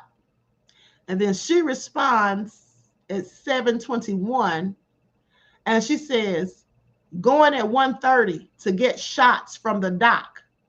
Now meanwhile, he having Cassy. I want y'all to pay attention to this. He out here living lavish and then hanging out with Kim on the holidays and treating Cassy like a side piece, like she's claiming. And then Cassy's sitting up here doing all these freak offs, getting bumps on her tongue and UTIs while he's out here having the time of his life. Then he's sitting here, she's having to go to the doctor and get shots and all this stuff, honey. This is all so sad. But anyway, says going at 1:30 to get shots from the dock. Moved Makeba to 3. Matt is getting her the sessions. Thank you. I'm sorry that I fell asleep. Please don't worry about me. Take care of yourself and your day. I will keep you posted. And then she says Makeba, and Makeba says she caught something on the way from LA and has been in bed since yesterday. She said she has Monday. Hold on. Says she has Monday available, and she'd rather do Tom and she'd rather do time on Monday if I can. So we're going to do that. Matt is getting her engineer. Matt is getting her engineer for the session. Okay, this is clearly something about the studio. Then she says, I think it's the stomach flu. Okay, that's what she says she thinks Makiba has. I think it's the stomach flu. Oh no, this is Cassy must not be feeling good. Oh, so the reason she's bringing up Makiba is maybe she caught something from Makiba. Is that why she's going to get the shots? Because she now says, I think it's the stomach flu, but I haven't stopped. Says I haven't stopped these cold sweats. So now she's having cold sweats. Yeah, I think it's a stomach flu, but I haven't stopped these cold sweats since last night. And then he says, so are you going to the doc? Okay. Then she says, yes, at 1:30. He says, so are you going to the doc? Yes, at 1:30. And then he says, call my house, please. She says, I love you. Please don't stress me out. Please don't stress me or what's going on with me. You're right. I need to take care of myself. Even though I was sick, I heard you last night. The stuff about baby mama, kids, taking care of everyone, etc. I don't want to be another burden. I was really excited about last night. I have no idea what happened. Anyway, I do think that you need time. Let's do our stuff separate this weekend, if that helps. And then you just hit me when you need me. I love you and I understand. Every time I have the opportunity to take care of you, something happens. It's so weird. I really have been thinking about you and fixing things with you so much. And then he says, just hit me when you get yourself together. It's not on me. It's on you. Hit me when you're ready for me. I mean, no empathy at all. The poor girl's laying out her life to him, laying out her feelings to him. And then he's sitting there just talking about, it's not on me, it's on you. What do y'all think? Okay. Anita Harrell said, these people played Russian roulette with their lives. I mean, exactly, honey. Okay, Goodness Rated Bo said, I think it's the monster. It's all crazy. But let's continue because we're here for it all. Okay, so then July the 13th. This is 7:14 p.m. She says, what did he say? Finishing up nails. He says he's free. That's what Diddy says. He's free. Cassy says, okay, for 6, just spoke to Dr. Fine. And then Diddy says, called house. What'd he say? Hello? And then Cassy says, that it was normal for all of that stuff to be high based on what I went through. But I should still follow up in 2 weeks to make sure that was the reason why they were high. He's emailing it all to me, though. So the doctor told her something was high. I don't know what was high, but he said it was normal or something. And then she needs to follow up in 2 weeks. Then 7/13/2012 at 10:48 p.m. She says, I told Beyonce not to come. Getting in the shower, doors open. Hello? Then he hits her back. Okay, so she texts him on 7/13 at 10:48 p.m. He doesn't respond. She texts him again at the same night at 11:41. He don't respond. And then by 12:22 a.m., she's like, hello. Okay, so then he finally responds at 12:23 a.m. He says, what you doing? And then she says, waiting for you. Said we were starting at 4. And then he says 5 minutes away. She says, all good. Honey, Diddy was giving Cassy scraps of his time, and Cassy wasn't nothing but a fun girl for him. That's what it sounds like. And then she says, no, call you, baby. This is July the 15th of 2012 at 12:32 a.m. Call you, baby. Meant no answer. She said, mint no answer, baby. No worries. Up here waiting for you. I love you. And then he texts and says, on my way, coming up. She says, I love you. Had so much fun with you. I'm so happy. Thank you.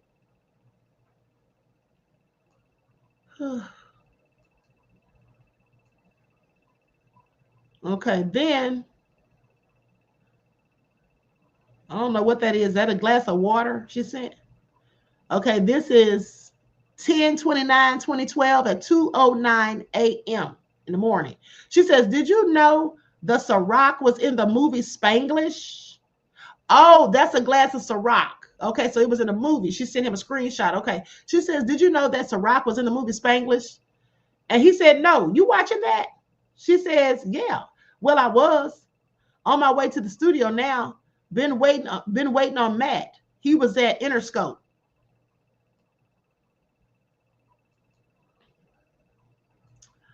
Then October the 20th of 2012 at 4:47 a.m. He says, hey, what you doing? She says, hey, stepped out to eat on my way back to the studio. We stopped at a carnival next to Studio U or something like that. Studio something. I think it's Studio U. And then he says, you're bugging. You got too much work to do, for real. Damn, Diddy, can she get a break? Then she says, baby, I've been nonstop all week. I will finish everything tonight. I'm not bugging. Please don't do that. I've been in studio every day. He says, I'm coming Sunday, so you have till tomorrow also. She says, why? Then he don't respond. She says, hello. Okay, he doesn't respond. Okay, this is October, it looks like October the 20th, 2012 at 8:10 a.m. in the morning. She says, so what's the deal? He says, in bed. She says, seriously? He said, yeah. She says, good night, Puff. Okay, see you at some point. Thanks for the tease. He said, tease what? She says, of saying I was going to see you, but I'm not. We'll put tomorrow plans back on. And then he says, you up? Want to have some freak fun in the afternoon? Then puts a smiley face. That man was just calling her when he want to have freaky deaky stuff, honey. This is all nefarious, honey. Ain't no way in the hell. Ain't no way. Ain't no way. Hold on, we'll get back to it, but let's see what the updates. The Inkwell said massive bed warmer. Okay, that's what it seems like, honey. This is a hot mess. This is all just a hot mess. It just seems like Diddy was just using her for an sex object.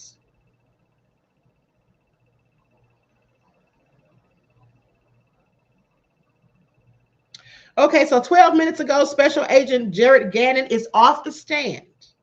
Psychologist Dawn Hughes, a board-certified clinical and forensic psychologist, is now on the stand. She's an experienced expert witness, having testified in cases including the 2022 defamation trial of Amber Heard and Johnny Depp. Okay. Amber Heard is almost as nefarious as Diddy, in my opinion, honey. Pooping in that man's bed with her nasty arse. Ooh, honey, I'm so glad Johnny got rid of her. Okay, so that was from CNN. Now, nothing yet from Inner City Press. Oh, here they come. I'm right on time. Okay, so 13 minutes ago, this is from Inner City Press. Okay, deputy says, excuse me, deputy says, we may take the sealed exhibit down. Then Tina Garrigo says, Agent Gannon, you live in Florida. Don't many people have guns in their homes there? AUSA, the Fed says, objection. The judge says, rephrase. Garrigo says, do you have guns in your home? Gannon says, yes. Garrigo says, no further questions. Well, we know he probably has guns in his home. He's a whole agent. At the end of the day. So anyway, then judge says redirect. He's asking the feds redirect. And then Smizer says no. Judge says next government witness. AUSA says the government calls Dr. Dawn Hughes. What is your profession? Dr. Dawn Hughes, clinical and forensic psychologist, says, I treated people who were in World War II, which was such an honor. Girl, treating people in World War II. Okay, so there we are. That was 8 minutes ago. Okay, now let's get back to these nefarious text messages because I think we're almost done. We're at number 18 and there's 29 of them. Okay, so now I wish I could enlarge this some kind of way because it's writing it so darn small. Okay, so this is from July the 1st of 2013. Okay, the rest were from 2012, except for the ones that were, I believe, in October. Okay, anyway, this is from 2013. She says, are you coming back or should I just head home? Diddy says, yes, I am. She says, Kay. Then she says, Maya said,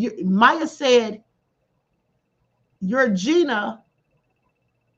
Oh, I'm sorry, not Gina. I think that it looked like it said Gina. Okay, Gonna. It's Gna. Okay, that's why I thought it was Gina. But she says, Maya said, you're going to be a while, so I'm going to head home. And then she says, as much as you think that you're Bruce Willis, you aren't. He's married, and before he was married, the family as a whole went on trips together, or just with him and his woman. Eddie Murphy and Paige took his kids away on their own. He didn't go with his ex because that's not who he's in love with. I've been at the edge of tears this whole week. I don't think that you sympathize with my feelings. I understand your feelings, like you need to protect your children, but after a while, it's like, for what?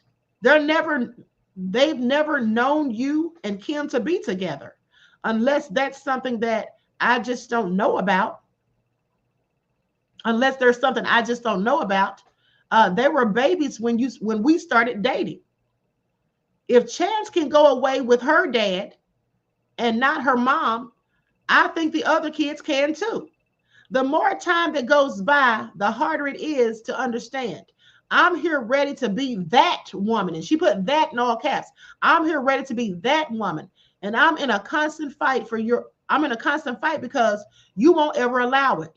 This isn't what I want. I can't become that woman. And it's in all caps again. I can't become that woman this way. I'm bracing myself for pictures that are going to break my heart. That is so sad. So Diddy was probably running game, honey. He's hanging out with Kim and the kids and using the kids as an excuse. Honey, he was hanging out with Kim because he said that's his soulmate, because that's who he really was in love with. And he was only using Cassy for the freaky deaky stuff that he know darn well he couldn't ever get Kim to do. Okay, because she probably wouldn't even have it. Isn't that something? This is all a hot mess. Diddy ain't ish. He ain't ish. I want y'all to pay attention. So anyway, let's continue. Hold on. Why is my chat frozen? Hold on. The darn chat isn't moving. I can see it on my phone, though. Claudette said this is how she accepted the abuse. Evision said she wanted Diddy to love her like he felt about Kim. Exactly, beloved. And Nicole said Alex probably looking at Cassy sideways every time she tries to kiss him now. Ooh, honey. I hope not. Hey, Vino X, beloved, said good morning, Queen and Nefarious Royals. You got that right. They are nefarious, honey. Okay, Brave Lexa said, but wasn't it an open relationship? No. I mean, you could say it was an open relationship because they were having a freak outs, but I wouldn't call that an open relationship. That was like a swinger lifestyle. You know, some couples do that, but an open relationship is when you can just date other people outside of the relationship. You're doing more than just having a freaky deaky stuff. You're literally having a whole relationship with somebody else in an open relationship. At least that's my interpretation of it. I don't get into that stuff, but I'm just saying Cassy wanted to be his number one. And she was feeling like a side chick. You know, she should have told him, I'm not doing any more of these freak offs. Get Kim to do it. Get somebody else to do it. That's what I would have told her. Please miss me with it. I no disrespect to Kim. I'm just saying, if I were in her shoes, that's how I would have been feeling at the time. That's all I'm saying, honey. I'd have been like, I'm not doing all this. Forget you. Okay, so anyway, this text message is from July the 2nd of 2013. This is from Diddy. He says, man, I'm gonna spend time with my kids. I'm sorry you feel that way. I won't let no pictures be taken. I'm gonna spend time with my kids. I'm sorry you feel that way. Really, Diddy? But I'm sure the kids, like she said, your kids have never known you and Kim to be in a relationship. Y'all been broke up, like sit down somewhere. Okay, so then what he was really doing was guarding Kim. Not only did he want to be with Kim, but he also didn't want Kim to be with anybody else. So that's what he was doing, trying to guard her to make sure he can't get nothing, you know what I'm saying? She can't get nothing else going either. He wanted to have his cake and eat it too. Okay, so then she says, well, I hope that you enjoy the kids. I don't trust that after the type of sexual relationship you've had with me. You had that with her. You had that with her and had it in the recent past. Today I text you that I wish that we could have freaked off before you left, by the way.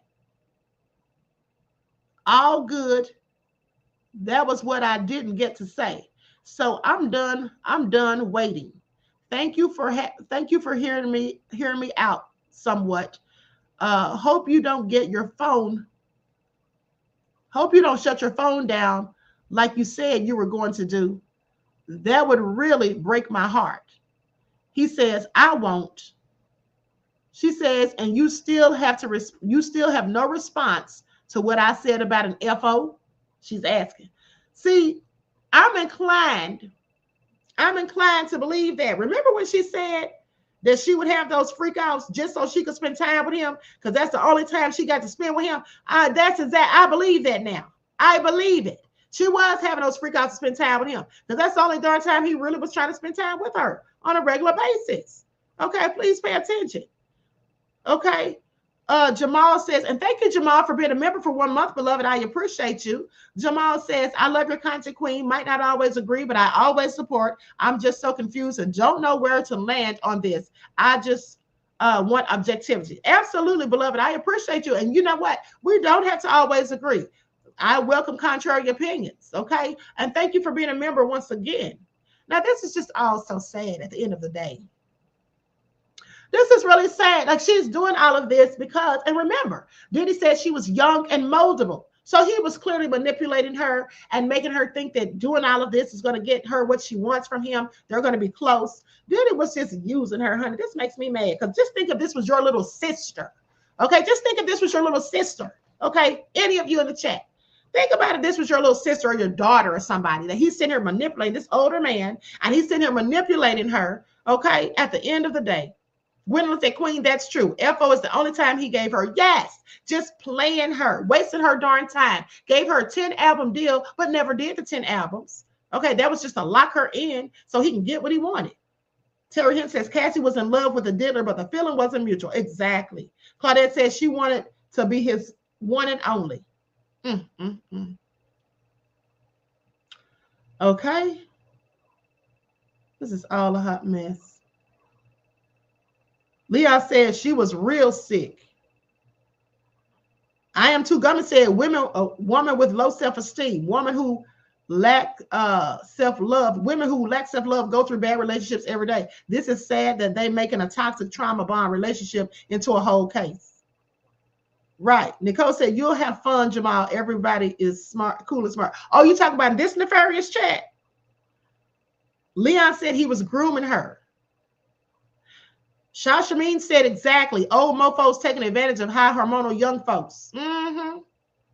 Nubian Cutie said, that's what I said. Let him sit next to your daughter. Okay. Nicole said, I had another nightmare about Diddy chasing me with a polka dot Tootsie Roll.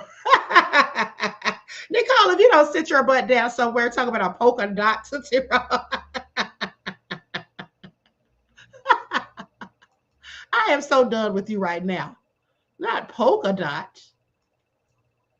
Okay, so now this one, she said, you still didn't answer me about the freak off. Poor little thing, bless her heart. That's all she could get out of that man. That's a damn shame. Okay, so now what is this? Y'all see this? It looks like some kind of printout from a computer. Okay, it says, LOL, I'm just getting up to change and put my ring in. You know what kind of ring she's talking about? The ring for the JJ. I just picked it up. I'm always ready to freak out. Okay, this was August the 5th of 2009 at 9:50 p.m. And then The subject line says reference to, am I supposed to come back to you? When do you want to freak out? LOL. Am I supposed to come back to you? Okay. Let's continue. This is August the 7th of 2009. I just wanted to be uncontrollable. I can't wait to watch you. I want you to get real hot. That was Diddy's response. I can't wait to stare at some big black. Y'all know what she said. We already heard this in the courtroom. This is what they're reading in the courtroom. Honey, I would have just, let me tell y'all something. Let me tell y'all something. I want y'all to pay attention. Now, quite frankly, guys, if I was in court on the stand and had to testify to any of these shenanigans, and then somebody pulled up my old text messages to my man, first of all, I don't write stuff like that, so I wouldn't even be worried about that. But nonetheless, if you had written something like that, and you have to sit up there and read it in the courtroom, honey, I probably would have faked a heart attack, honey. I probably would have acted like I passed out and just laid there until the paramedics came. How about y'all? Because, honey, there's no way I'd have sat there and read that stuff. I would have been so embarrassed and humiliated. I literally would have fallen out, and I would have kept my eyes shut until they carried me up out of there on a stretcher. I'm not even joking. Y'all think I'm trying to be funny, but I'm so serious, honey. It would not have happened. Okay? It just wouldn't. Now, here's another one that says, I can't wait either. Okay? I can't wait. That's why I want to see. Then it says, I don't know who this is from. It says from Big New Pen or something like that. Oh, Too Puffy. Big New Pen to Puffy. I guess this is her to him. Maybe that's her email name. I don't know. But anyway, it says, I can't wait. That's why I want to see. And then it says, what you thinking about? I'm thinking about blank, those blank. I can tell that says D, the D, okay? From the windows to the walls, to the sweat runs down them, y'all know the rest. That's what it says, okay? And then slowly lower my mouth down on, skip past that. We heard that one in court. Okay, LOL, sorry, I'm nervous. I feel like I want to I'm so orny. How you feeling? You supposed to be seducing me all day. That's Diddy right there. I know that's him, little dirty freak. OMG, I was just about to text you the same thing, LOL. So what do you want? So what do you want to do?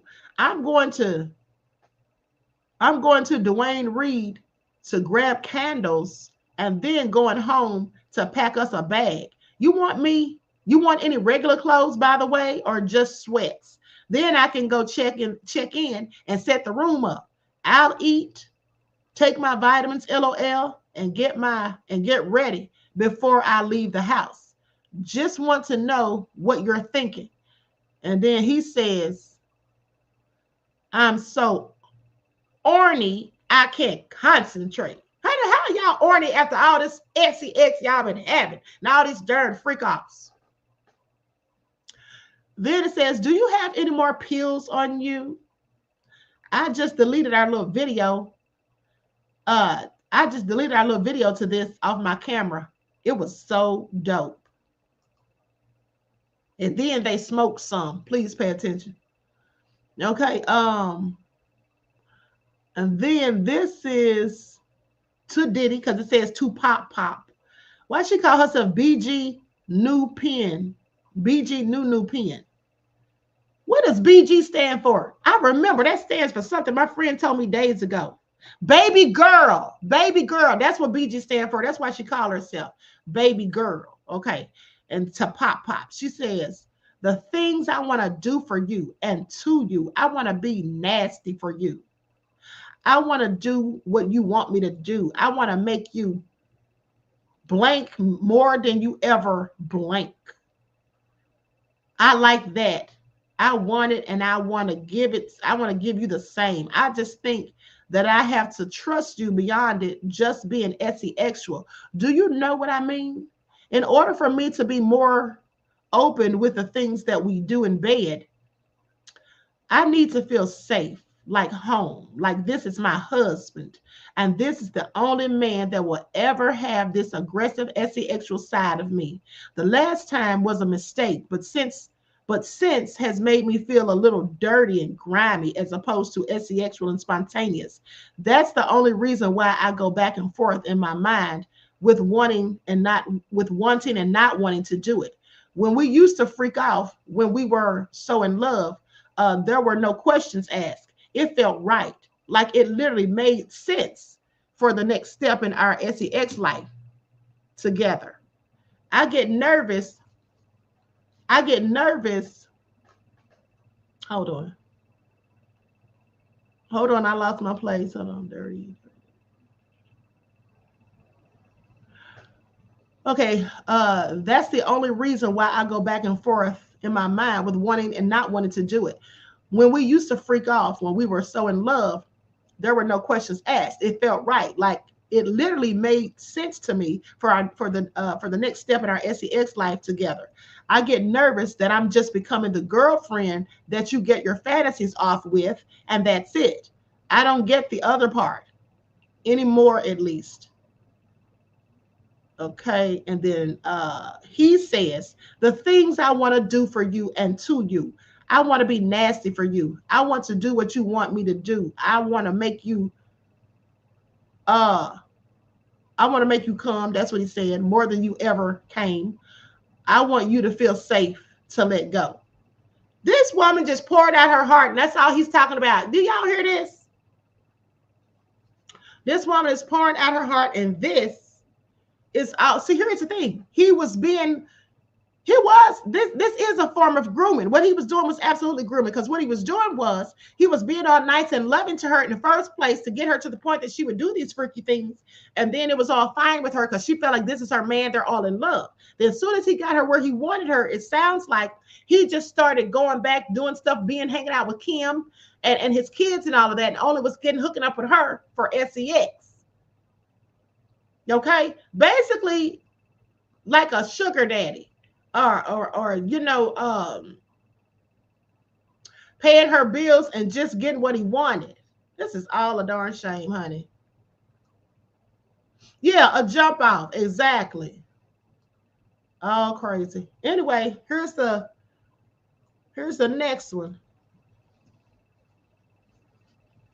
Hold on, you guys. This fan is making my nose run, but then if I turn it off, it's too hot. So I gotta keep it on, but hold on. Okay, so then this is from Cassy, okay, to PD. This is 10/14/2007 at 2:40 a.m. And then notice the hours of the correspondences. Okay, notice the hours of the correspondences. This is always like late in the wee hours of the morning. Honey, let me tell you something, baby. Let me tell you something. My grandmother always told us, if a man doesn't call you at a respectful hour, don't answer your phone, okay? Because my grandmother used to tell us, honey, that men visit their women in the daytime and their whores at night. Please pay attention, honey. It's nothing open after midnight but Waffle House and legs, okay? Please pay attention. And the police station, all right? Neither one is good. Now, with that all been said, it says, and this is from Cassy, we've only really had 1 week of each other just together, and I can say that it's been the best and worst. I've never felt so loved, safe, and empowered since we've come together. When I'm with you, I feel like I'm your woman and no one else's. I feel protected when I'm with you, when I'm in your arms, and so comfortable that I can sleep and not worry about anything. You are one of the sweetest, most sincere people that I've met in a long time. And I cannot express enough how grateful I am that you've chosen to be a part of my life. I don't want to rush things, but I can't help but sit with you and dream up a beautiful future together. Who knew I'd fall so fast? You make me feel like I can do anything, and that's real. On the other hand, you're constantly weary of me. I'm sneaky. I never seem to make the right decisions to you. I'm a spoiled brat. I'm dramatic, disrespectful. And for some reason, you just don't trust me. It always goes back to, well, maybe Carrie would have been the better one to go after, since I've witnessed more than once you realizing that she is way better fitting for you than I am. It's hard for me to handle that, as I feel like I have given so much of myself in this short time, but whatever. I can take it. I'm guessing there will always be something negative. I don't know. I really don't. I'm hurt that you think that I'm a malicious person. The dinner I went to last night was definitely at bad timing, but it had been planned before all of this drama, and things had to be handled. Just like you have to handle your business. I never step on your toes when it comes to handling yours. I'm about to get on this plane, and I'm sad, mad, frustrated, and hurt that you don't feel like I'm the right one. I really do love you, and I hope to just be able to learn what it is that you want in a woman and give it to you. You're very important to me. I hope you know that. And then she put an X and then put Cass. I guess that's like supposed to be a kiss. Now, this was sent October the 14th of 2007 at 2:40 a.m. You know, I want you all to pay attention to something, because this is why she was jealous of her friend Carrie. So apparently Diddy was telling her, oh, you're a brat, you're spoiled, you're this, you're that. He was saying all this negative stuff about her. And he was talking down on her, just like her friend said. And then she says something about him saying that Carrie may have been a better fit for him. And that's why she was insecure about her own friend, because he was expressing that he should have chose her first. You know what it was? Diddy, in my opinion, was just looking for a little young girl so he can mold them to how he wants them to do this freaky deaky stuff and just use them for that. Yeah, Carrie, her friend that testified, her best friend, Carrie Morgan, the one that Diddy hit in the head with a wooden hanger. At the end of the day, I think that they had a threesome at some point, possibly more than once. Okay. And I think that's why Diddy felt that he could come in there and hit Carrie upside that darn head with a hammer, with a hanger too. Okay. And then he's sitting there talking about he should have, perhaps she would have been the better fit for him. Yeah. And then talking down on Cassy. See, this man right here. Well, I tell you the truth. Diddy, you're going to prison, honey, for life, where you need to be, dirty dog. But anyway, let me continue.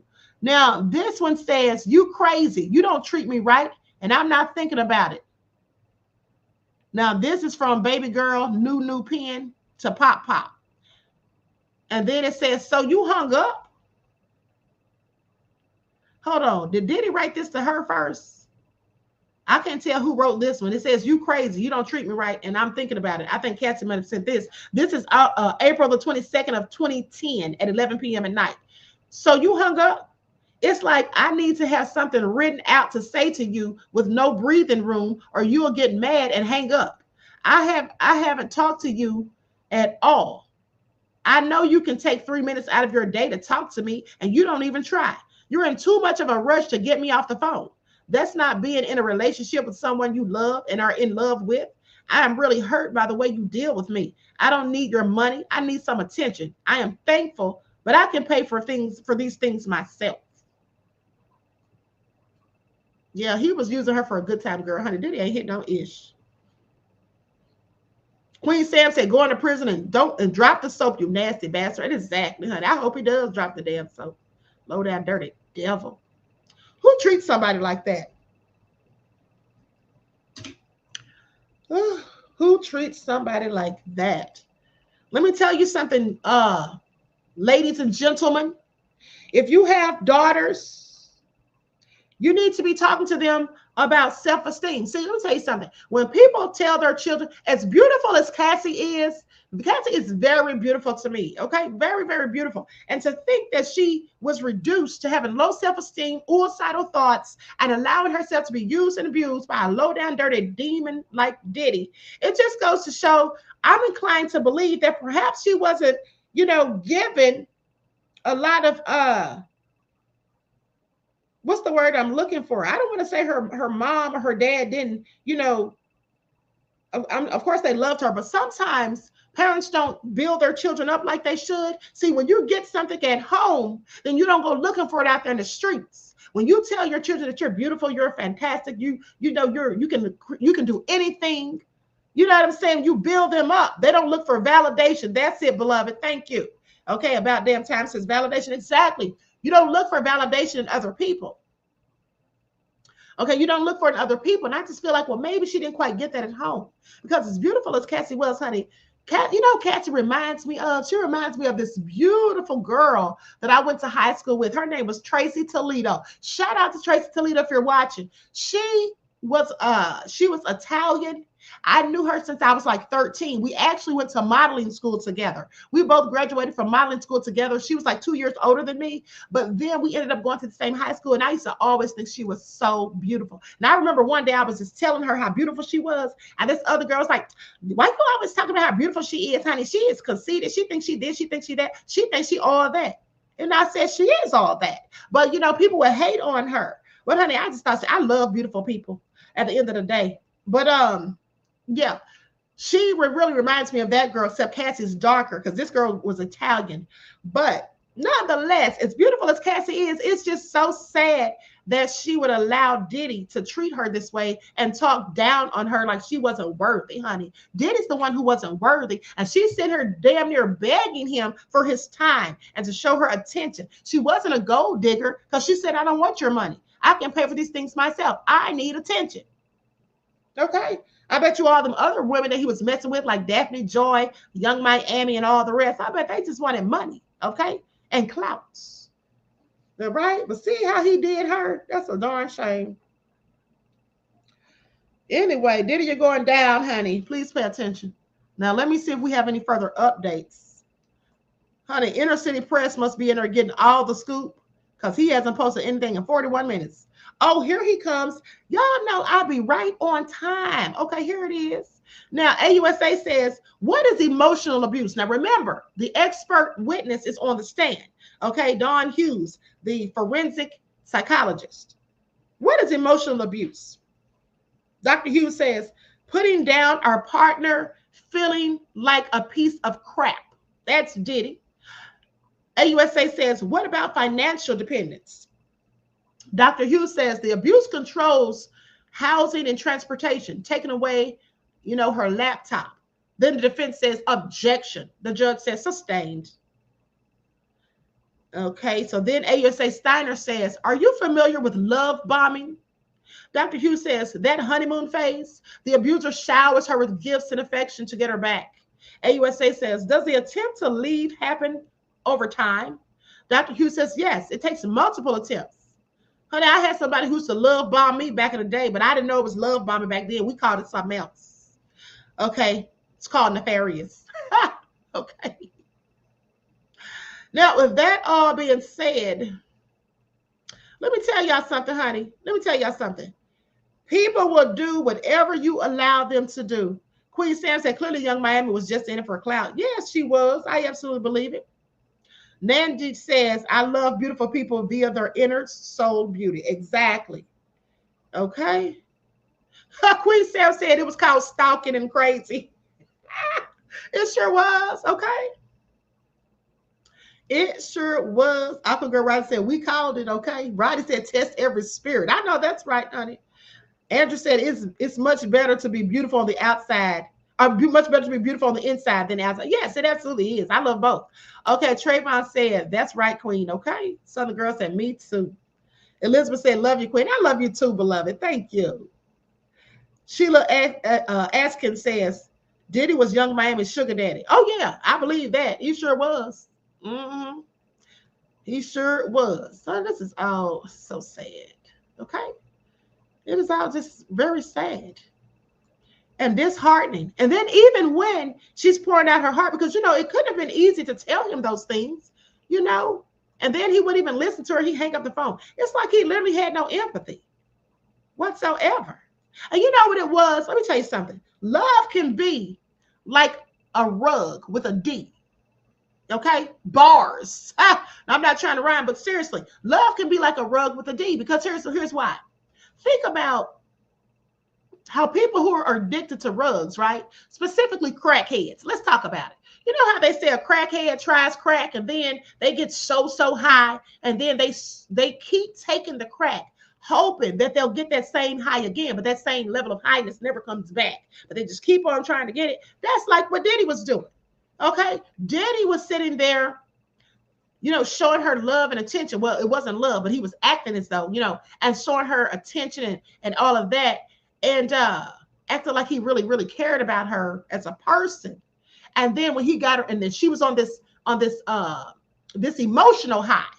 And then so she falls in love with him quickly, and then he starts getting her to do all this stuff. And then she starts seeing that she's not feeling the love. She's feeling used. Okay? Like a Kleenex that you throw away after you're done. And then meanwhile, he's getting what he wants out of the relationship. And then she's not. And then I'm sure the beating started somewhere in there. And then so now she's looking at this like, this is not what I wanted. This is not what I bargained for. She's saying this to herself. And then she keeps on staying in the relationship because she's hoping that they'll get back to that point. You can tell by what she was saying in her text. She's hoping that it'll get back to that high that they were once on. But it's never going back because that was all fake. It was real for her, but fake for him. He was just a user and an abuser. Diddy, you a low down dirty dog. Honey, if Cass was my daughter, I would beat the hell out of Diddy. And that's why her mom was trying to fight his arse. Then you're going to extort her mom and dad for $20,000. Let me get up in that courtroom so I can whoop daddy's arse. Okay, y'all go see me on the news. Y'all go see me on the news. Okay, this is all a hot mess. Queen Sam said, yes, Queen, and then you're an addict, pun intended. Okay. This is all sad. Okay, let me see if we have any updates from CNN.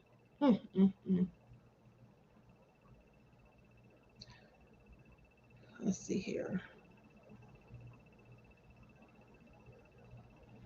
Okay, it's going to be time for lunch in a minute, guys.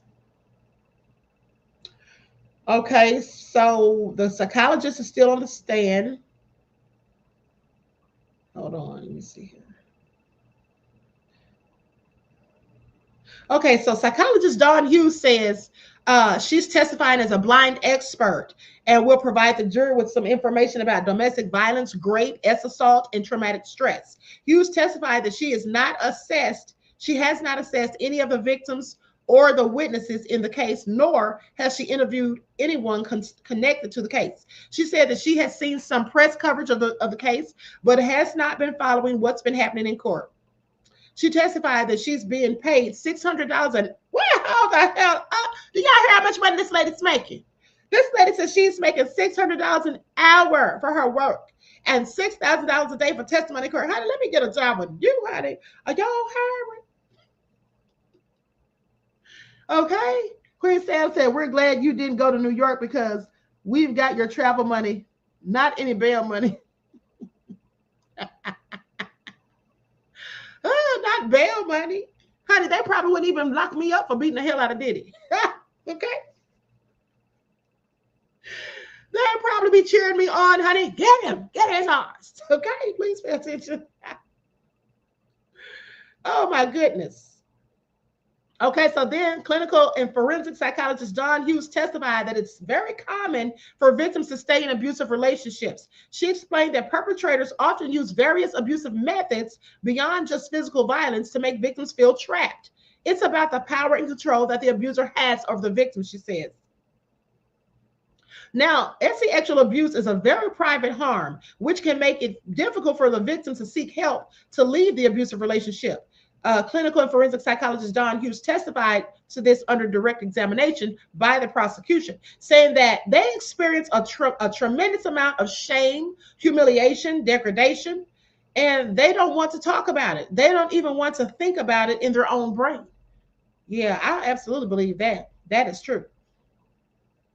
Psychologist Dawn Hughes testified that a victim's financial dependence on an abuser plays a very important role in their decision to stay in an abusive situation. She explained that resources are necessary for a victim to leave the relationship, and when an abuser controls their general living expenses, it's hard for the victim to see a way out. The abuser is sabotaging the victim's ability to have independence. How are you to leave if you don't have access to these tangible resources? Let me tell you all something about that. That's another reason why Diddy wasn't doing anything for Cassy's career. That's another reason why he told her to stop worrying about modeling and acting and focus on your music. Because, see, he was in charge of the music. He's not going to be in charge of the acting or the modeling. Okay. He wants to be in control so he can keep her right there, dependent upon him. He doesn't want her to have her own money. You see, this is what these older men do when they date younger women most of the time.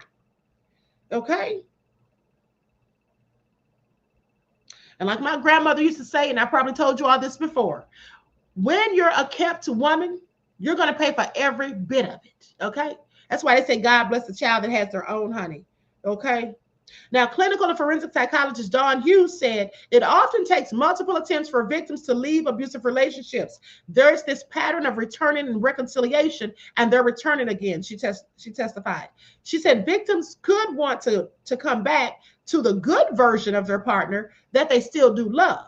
She said they may also return because the abuse is still continuing outside of the relationship. As the abuse becomes more severe, so do the coping mechanisms.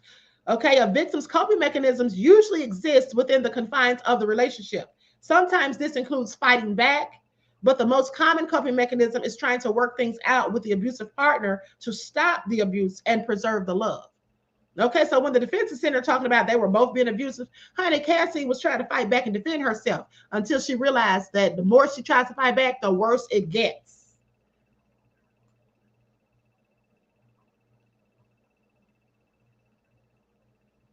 Okay, so that was from CNN, Inner City Press. They basically say the same exact thing, it looks like. Okay, Inner City Press says, AUA say, which is the most common coping mechanism? Okay, Dr. Hughes says, trying to work it out because of the trauma bond. You don't want to lose your partner. Okay, AUSA says, personal coping mechanisms. How does placating or appeasing work? Dr. Hughes says, we're trying to avoid abuse. AUSA says, what is minimization? Dr. Hughes says, the victim maybe they had a bad day at work. Maybe they were intoxicated. It's a way to stay in the relationship, but it increases their risk. It's not a long-term strategy. It gets from an assaultive episode to the next. Okay, so those are the updates for now. This is all juicy. All right, we're doing good, you guys. This is already 2 hours. We have like an hour before lunch. Let's see what they're talking about on the Breakfast Club. Or no, you know what? Let's go to Burden of Proof, the show they do every week for Diddy's trial. Burden of Proof by ABC. Let's see what they're talking about at this point. And then we'll go to the Breakfast Club to see what Lauren LaRosa posted. What Lauren LaRosa posted for today. Okay, here we go. Is this it? Let's see here. Yep. Okay, this was posted. Did we see it yesterday? Hold on. I think we may have seen this one. Let me see if it's another one. Let's see here. Make sure I'm getting the latest one.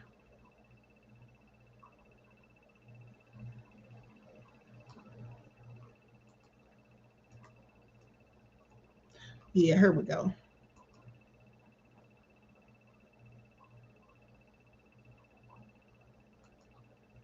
Hold on, beloveds. I'm trying to make sure I go to the last one.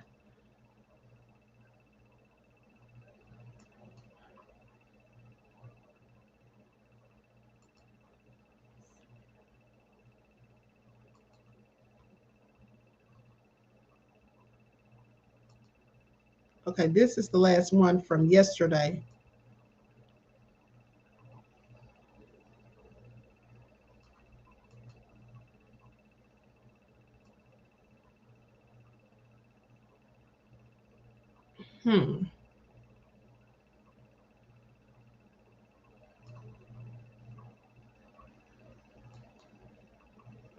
I don't see one for today or yesterday. This one is from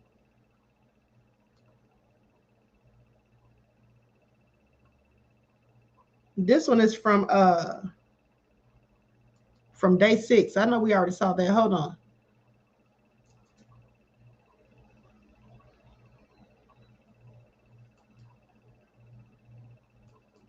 Oh, okay. I forgot I had this for you guys. Hold on. Okay, so that all being said, I'm going to go to some stuff from Court TV from yesterday's case. I forgot I had several of those for you all to listen to while we wait. So I'm going to go to those. I sent those to my email at 5 o'clock this morning. I completely forgot about it. Now I'm going to have to put them in overlay because I don't need the copyright claims.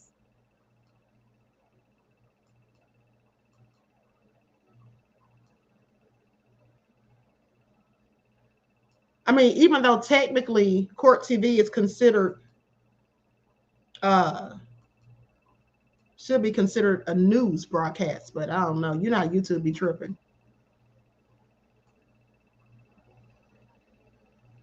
Okay, so I'm going to put an overlay over here.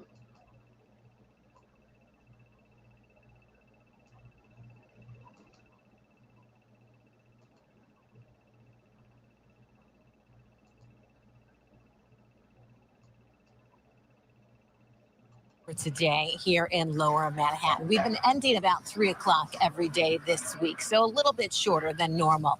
On the stand, we did hear from a male escort who was testifying about his interactions with Cassy Ventura during those freak-offs. He described in graphic detail how they would begin with massages and baby oil as Sean Diddy Combs would be in the corner and he would be taking care of himself at those times. He was asked, was Cassy Ventura on drugs when she was taking part in these freak-offs? He said she didn't appear to be on drugs. He also testified when asked if she appeared to be enjoying it. He thought from his perception of the activity that she did seem to be enjoying it and was engaged and consenting. Now on redirect, he was asked if he had any interaction with Cassy outside of the freak-offs. He made it very clear that his only interaction with Cassy Ventura ever was during those freak-offs. So why don't we go ahead and show you some sketches from inside that courtroom today. Sean Combs listening again very closely, using his hands at one point to blow hearts to some of his supporters inside that courtroom. The mother of Cassy Ventura, she took the stand today. Now, she did take photographs of some of those injuries that her daughter sustained, talking about on her testimony from the hands of Sean Combs. Here's some of that testimony that we can put up for our viewers. So you're taking a look right now, though, at some of those injuries. Jurors got to view these images from all of the beatings that Cassy Ventura had talked about that she suffered at the hands of Sean Combs. If we go ahead and put up some of her mother's testimony from today, she was very soft-spoken. She had a gray shawl covering her up. It can be awfully cold inside the courthouse. She was also testifying about why she took the photos. She took photos of Cassy and her injuries because she said she wanted to keep it as evidence. So Cassy's mom said December of 2011 was the first time that her daughter had told her about Combs being physically violent with her. Now, the jury was also shown several exhibits, including the baby oil. So the infamous baby oil. So shown some exhibits of all that baby oil, also some exhibits of a hotel room where some of the freak-offs would end up taking place rather. You can see that picture that was right there that we were just showing. That's showing some of the Astroglide as well as that baby oil. This is inside one of those hotel rooms where all that damage took place after one of the freak-offs. Now, we also did hear some testimony from David James. He's a former personal assistant of Sean Combs. He was testifying that he was responsible for stocking the hotel room. Let's take a look at some of his testimony. He was saying the items that he was required to get included 25 to 30 pill bottles, which included ecstasy as well as Percocet, food, drinks, personal items such as baby oil, lubricant, as well as condoms. Now, he did say that Combs security always had $10,000 in cash or more on him. One of the things that's going to be important in this case is David James did testify saying that the money that he would use to buy these items was not run through the business, that instead he would use cash. At times he did run the items through the business, but then he realized that he was not supposed to do so. Why don't we go ahead and talk a little bit about the jury makeup? So who is going to be deciding this case? We have a graphic, a full screen we can put up for you in which we just kind of tell you who is sitting on that jury. So today, some of their actions, their interactions or reactions reactions were interesting to watch, taking a lot of notes. And at one point, kind of perking up when they were talking about the drugs Sean Combs took and saying they witnessed him. This was one of the witnesses on the stand, David James, talking about witnessing him taking ecstasy. And one of the pills was in the shape of President Obama's face. So 18 jurors, 5 men of color, 7 white men, 5 women of color, and 1 white woman. Also, we are hearing that Kid Cudi, he's an important witness in this case because Cassy Ventura had a romantic relationship with him, and Sean Combs became very jealous of that, according to the testimony. He is going to be on the stand possibly tomorrow, and if we don't get to him tomorrow, we will definitely hear from him on Thursday morning.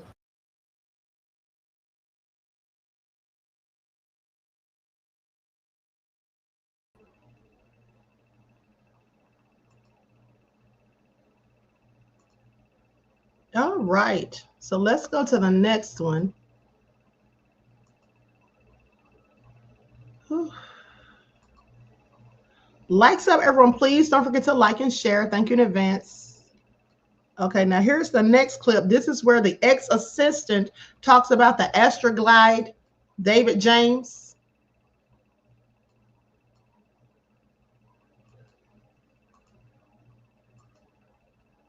Share my screen.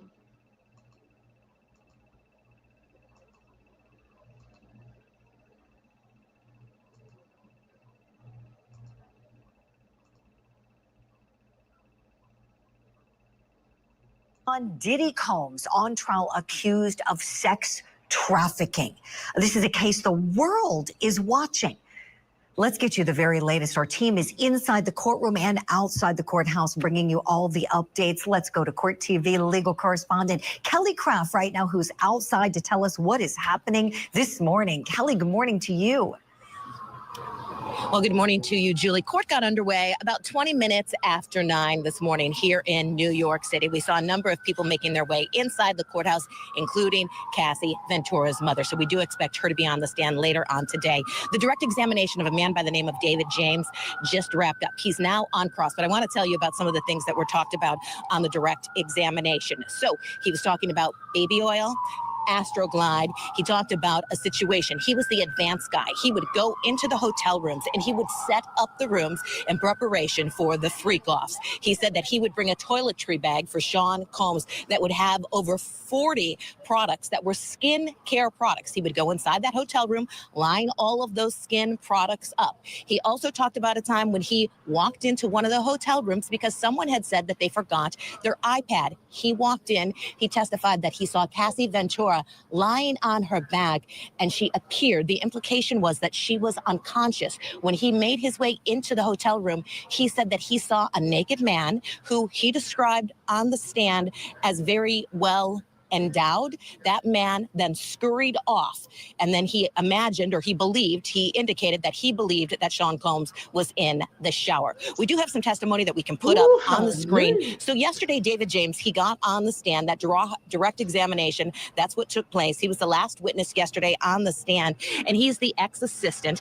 He said he never saw any physical violence between Ventura and Combs. He did hear them argue, though, about her career. She was saying she wanted to expand her career into acting and modeling. Combs was telling her, according to the testimony, that she needs to focus on singing. James was Combs' assistant from 2007 to the year 2009. Also, he was talking about a situation when he applied for the job. So he was saying that when he was going through that hiring process, a human resources vice president told him, this is Mr. Combs' kingdom. We are all here to serve him, Julie. So interesting testimony from him today. He also was saying that he started to realize there was an incident in LA at Mel's Diner. I can get into that a little bit later. He was saying that at that point, when that incident took place, we're talking about guns, some violence, he realized that his life may be in danger, and that's when he left his employment with Sean Combs. Oh, my. Oh, my. Kelly, you know, so many things I want to ask you about. You were saying how this witness made a comment about it being Sean Combs's kingdom, and he was just there to serve him. Sounds to me, I'm curious if it sounds to you like this witness is going to the crime alleged of racketeering conspiracy. Absolutely, Julie. Yes. So they are bringing him on. The federal prosecutors are bringing him on to kind of show this idea of this continuous cycle of this criminal enterprise and forced labor. He talked about how he would be on call 24 hours a day, 7 days a week. And he was just one of the people that had this situation where he'd be going all over the place, have to set up the hotel rooms, and a lot of other people were involved. Oh, quite a job. Kelly, I could talk to you all day, but I know you need to go back in, hear some more testimony, and come back out with these updates. It's been so great having you be our eyes and ears there. Thank you so much. We'll talk again some more about this case. Let me bring in our guest. Do you guys hear that lady's voice? Kelly, I'm sure you're going to bring us some more information. I'm going to let you go back on and you can come back in. But y'all are so, I like her voice, but listen, it's very dramatic to me, but soft at the same time. But listen, y'all are so crazy. Queen Sam said, well endowed, where are those pictures? Queen Sam needed that to be entered in as evidence so we can be sure that he knew what he saw. But then Lorraine says, why hasn't Gene Deal brought the butt plugs that he took Diddy shopping for to the courthouse for evidence? Oh, honey, you all are terrible. Oh, my goodness, I am so embarrassed of this nefarious chat. Anita says, I bet it smelled in those hotel rooms as all hell. I know, right? Cringe. Okay, just cringe, beloved. Okay. Oh my goodness. Okay, let's go to the next updates and then we'll continue, honey, because y'all are a hot mess. Okay. Queen Sam said we don't need to hearsay. We need to see for ourselves.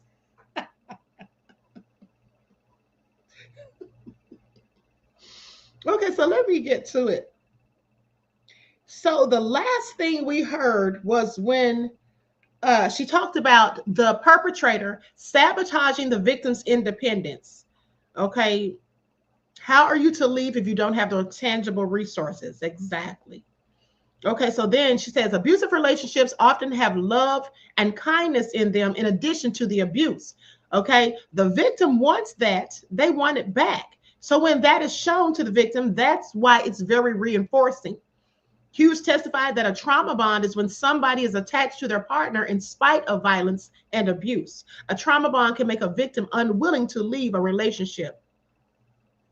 Now, clinical and forensic psychologist Don Hughes said it often takes multiple attempts for victims to leave abusive relationships. There's this pattern of returning and reconciliation and then returning again. She said victims could want to come back to the good version of the partner that they still do love. I think I already read this part, but just keep with me. There's some more updates. Okay, she said that they may also return because the abuse is still continuing outside of the relationship. I think that's the last one I read previously. Okay, so now as the abuse becomes more severe, so do the coping mechanisms. A victim's coping mechanisms may still exist within the confines of the relationship. Sometimes they include fighting back. Okay, read that one too. Okay, this is from 12 minutes ago. Psychologist Don Hughes discussed both passive and active self-defense during her testimony under questioning by the prosecution. Now, passive self-defense includes actions that are the least provoking as possible to get the violent episode to stop, including blocking punches or curling up on the floor. Now, y'all know that Cassy, what did she do? When Diddy hit her in the hotel lobby, she laid on the floor, okay, in fetal position. Okay, that's what it says. Okay, so they will do things to get the violent episode to stop, including blocking punches or curling up on the floor. Active self-defense includes throwing objects or hitting back against the abuse. Victims use active self-defense to have some way of standing up for themselves, although in many cases that usually results in more severe injuries to themselves. Expert witness Don Hughes said that it's common for victims in abusive relationships to use substances to numb themselves. Victims will often take rugs with a D or drink before they see their partner, preventively to ward off other physical or psychological pain to come. It's uncommon for victims to talk about the abuse around the time it occurs. Many victims will wait months and even years before telling about what happened to them. She explained that a victim is usually more willing to discuss abuse from a stranger than from their partner. The closer the relationship to the perpetrator, the less likely you're going to be to disclose it. And this is the last one. This is from 1 minute ago. Abuse victims often use minimizing and hedging language when disclosing the abuse. They don't want to label themselves a victim. They don't want to label their abuser an abuser. It's too painful to admit that fact. It's too painful to admit the fact that somebody who loved me did this to me. They're still in self-blame. Wow. It's all sad. Okay, let's go back and listen to this, honey, because this is all juicy and nefarious at the same time. Analyst now this hour. He's got so much experience in the area of law enforcement, retired at the rank of deputy inspector with the NYPD. Let me ask you all something. Do y'all like this lady's voice? Do you all like this lady's voice? Because I like her voice. It just sounds so intriguing and so dramatic, but in a soft-spoken way. What do y'all think? Is it just me? Is it just me? Once in the chat, if y'all notice it. Queen Steph said, hell no, I don't. I like her voice. It sounds like really be the difference clothing. Hey, beloved, says now imagine all the cases that are not being seen. It's Bridget, you liked it too. See, I like it too. Thank you. It's like very I don't know, it's just like got a dramatic twist to it for me. He's also a military veteran and an author of the book Once a Cop. Corey Pegues is with us. Corey, I want you to zone in with us, please, on that allegation that there was a conspiracy to commit racketeering with all sorts of different predicate crimes alleged, everything from sex trafficking to bribery to kidnapping to arson, and the list goes on and on. Tell me, when it comes to these witnesses like David James that Kelly was just talking about, he seems to be kind of the setup guy. Do you think this is a solid foundation for building that case, which with the federal government is tasked to prove here in this trial? Hey, good morning. So, listen, again, we know that this is going to be a marathon. We know on the cross, like Cassy, they crossed it with kid gloves. You see the girl yesterday from Danity Kane. They went at her really, really hard. I'm quite sure right now they're doing a cross against this gentleman. They're going to go really hard at him. And there's a lot of things that was going on. But even in Cassy's text messages, we know we talk about the electronic footprint, just like this Cameron Reed case. What's going on over there right now, understand? You can't really run from it. There was times that she, initiated, was happy. All of these things the jurors are going to have to really do. I was thinking yesterday, you need a real analytical mind to be on this trial, Julie. Somebody that could think outside of the box and don't get caught up in the whirlwind of Puff Daddy, Diddy, whatever his name is. I know there's a scientist, I believe, on there. He'll be able to critically think. I think there's somebody that's a math whiz that's on there. They'll be able to separate the things. When you have lay persons on there, like a construction worker, a nurse, or whoever, they're not critically thinking all of the time. So I'm really concerned with, the jury. When they go back in that jury room, this case is a lot. It reminds me of R. Kelly case. This is about money, yes, power, and sex. But the difference is, we know what R. Kelly, he definitely was trafficking young people across state lines, keeping them in his house and stuff. This is a lot different, but the thing is money, power, and sex. Mm-hmm. And I don't know. We have to see, because if it was consensual, all of these things, what really bothers me is it was an 11-year relationship, Julie. That part, the jury's going to have a very difficult time with, I believe. 11 years. This wasn't like a 1 year, 6 month relationship and these things happen. This is 11 years. And then you bring in all these witnesses that saw stuff, didn't do anything. There's a lot for the jury to decipher. There is a lot to go through here. You're right. This case isn't built on just one person's testimony alone or one piece of evidence. You're right, Corey. It's like putting a jigsaw puzzle together, really. If I was a prosecutor, I'd kind of be looking at it like that. Okay, where are we going to start? Are we going to start in the middle, on the ends? You know, let's just give them something good they can sink their teeth into. And it seems to me this witness talking about things that go to the crime of racketeering conspiracy, it seems to me that maybe that'll be what we'll see today. Who knows? Maybe the next witness will be the same. We'll see. But in the meantime, Corey, as you were talking, we just got in something fresh to our newsroom. So you and I are going to see this together. Oh, my. So these are pictures that have been introduced as case evidence. That's Cassy Ventura. Pictures of the injuries that she suffered allegedly at the hands of her boyfriend, Sean Combs, during that long relationship that you were just talking about, Corey. So the jury got to look at these pieces of evidence, among other things.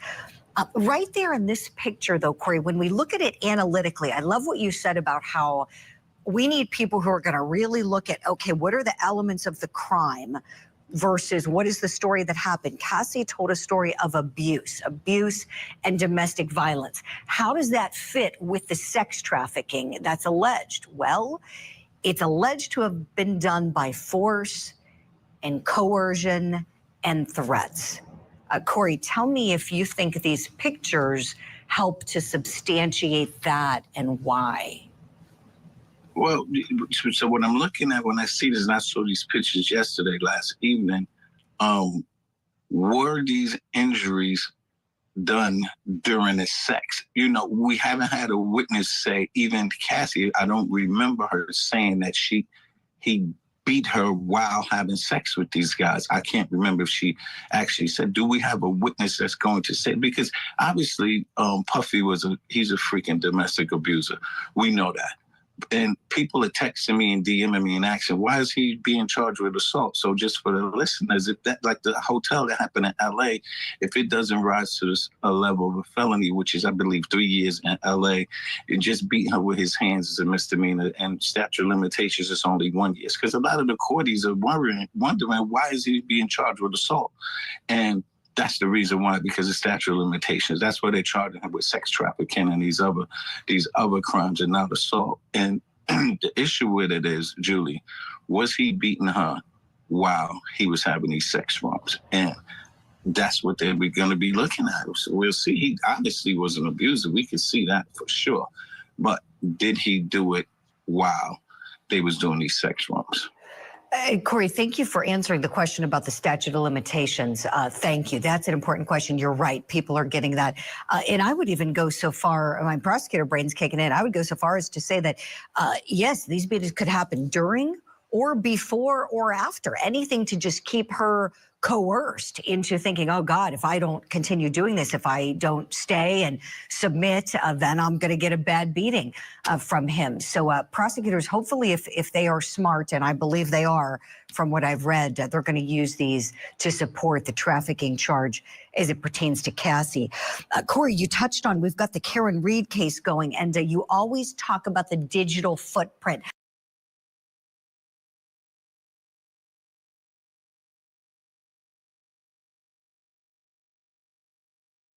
Correspondent Kelly Craft, great to see you. Tell us more about today. Did you leave before the end? Well, good afternoon to you, Judge Ashley. Court is over now for the day, an early end to the court day today. It's going to be ending around this time for the remainder of this week due to some scheduling conflicts. But before court ended, Carrie Morgan, she was on the stand. She's the former best friend of Cassy Ventura. When I made my way outside of that courthouse earlier, I was standing in the lobby and Carrie was standing right there with one of the federal prosecutors. Carrie seemed like she was in very good spirits after her testimony. If you want to analyze her testimony and talk about what they really got from her, the main thing was she was the friend that Cassy went to after that incident at the Intercontinental Hotel, that famous video that we have seen, infamous video we have seen of Sean Combs dragging Cassy across. Well, they were together after that incident, Cassy and her friend Carrie Morgan, and then eventually the police came. Cassy talked about that on the stand and how, Carrie talked about that on the stand and how Cassy did not say anything to the police about exactly what took place after that particular incident. Another thing that we got from Carrie Morgan was about their relationship, about there were good times and there were bad times when she was part of this circle with Sean Combs. Also, that $30,000. So the last time that she saw Cassy Ventura was at a pizzeria. So Sean Combs, according to Carrie Morgan's testimony, assaulted her with a wooden hanger. She grabbed her. He grabbed her around the neck, hit her with a wooden hanger. And then shortly thereafter, about a month later, Cassy Ventura and her met at a pizzeria. Cassy told her that she was overblowing the situation, exaggerating what took place. She then said and asked her if she would sign a non-disclosure agreement and offered to pay her $30,000 to not talk about this incident. So that was a lot of the testimony from her today. We can also put up some other information from that testimony because, of course, this is federal court, no cameras in the courtroom. So she really was talking about that 2018 assault on Morgan, and the defense attorney suggested the $30,000 that she was given from Ventura. She was really being, asked about that while she was on the stand. Morgan maintained that her understanding was that the money was from Combs, although defense counsel was asking her, well, who gave you the money? Who asked you about the money? And she was saying Ventura. She said that Ventura has not reached out to her since the incident. And defense counsel tried to pick up on that, saying, why haven't you guys talked since? She said, I draw the line at physical violence, and Cassy Ventura was not supportive of me after that incident. So again, former best friend that was on the stand most of the day. She's originally from Buffalo, New York, but has had quite an interesting life since then, traveling around with Cassy Ventura across the world, talking about hanging out with her in South Africa, as well as Ibiza, Miami, LA. She was really part of the circle with Sean Combs and Cassy for a number of years, but of course, no longer speaking. Also, this morning, we did hear from another witness who was on the stand. That was Dawn Richard. Her testimony was pretty intense, Judge Ashley. Aggressive cross-examination of her as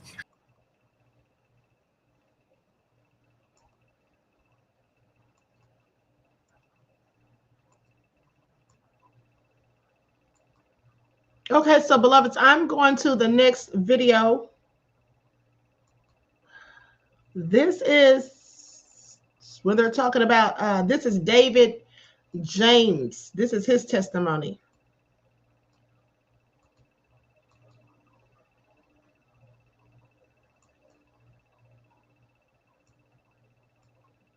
Okay, here we go.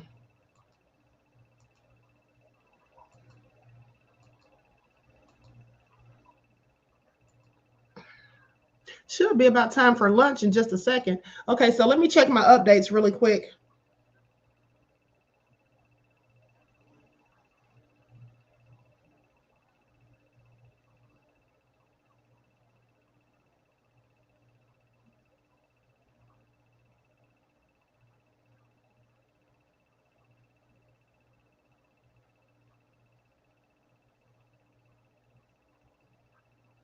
Okay, so psychologist Dawn Hughes testified about ways that trauma impacts the memory. Okay, she explained that victims will usually remember the core gist of a traumatic event and the central sensory details that they perceived as significant. Other peripheral details that weren't assigned any significance aren't remembered as easily. Okay, that's a very unique thing for each person in each situation that they're in. Okay, so this speaks to Dawn Richard, because remember, Dawn talked about the skillet incident with the eggs, but never made mention of the fact that Diddy threatened her life. Okay, so even if she was traumatized by the incident, she still should have remembered that Diddy threatened her life, because that was very significant. That would have been like one of the most important parts of that story. But they say the things that are perceived as insignificant, those will be the things that likely are not going to stay in the person's memory. Anyway, she says that's a very unique thing for each person and each situation they're in. Some traumatic memories can also be fragmented and they can still be reliable, she says. Okay, so then Dawn Hughes says that victims tend not to recall each specific time they were abused. Within domestic abuse, there's a routine that happens where a victim can conflate instances of abuse in the same way that mundane routine events that anyone does frequently can run together. Hughes said a victim may commonly say things like, I know I got punched a bunch of times, but can't tell you when that was. Victims are more likely to remember isolated instances of abuse that are connected to a marker or a significant event for a victim, such as a birthday or an anniversary. All right, that was from 2 minutes ago. And then Assistant U.S. Attorney Mitzi Steiner is finished with her line of questioning. Okay, so now it's time for the cross-examination by the defense. Okay, so that was with CNN. Let me check with Inner City Press. Okay, so I'm right on time. Here we go. Okay, so they say there's a sidebar and then cross-examination. It will be by Jonathan Bach, Alexandra Shapiro's husband, only recently bought in as Combs' 10th lawyer. Dang, Diddy. How many lawyers you need, honey? Okay, now he done got Alexandra Shapiro's husband up here, Jonathan Bach. Okay, so Bach says, your clients that you observe them closely, their cognitive style, Dr. Hughes. Yes. This is about to get juicy. Okay, and then he says, people don't fit into boxes, right? Dr. Hughes says, there are categories. Bach says, but you have to listen to particular individuals, right? And then the doctor says, I'm not divorced from my training. Where is he going with this, honey? Is he trying to say, don't put Diddy in a box? Don't try to act like all these people are all the same, though they may all engage in the same nefarious activities? Where is this line of questioning going? I guess we'll wait and see. That's all he has for now. It's going to be time for lunch in about 20 minutes.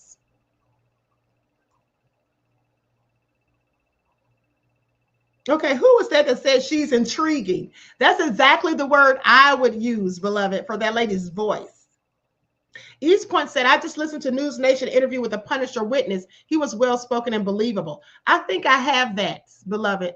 I'll dig that up in a second. I do have a News Nation video. Not sure. I think it was the Punisher. Let me check. Court has just ended, and I'm just getting word right now that we are hearing that Kid Cudi, who is going to be an important witness in this case, that he possibly...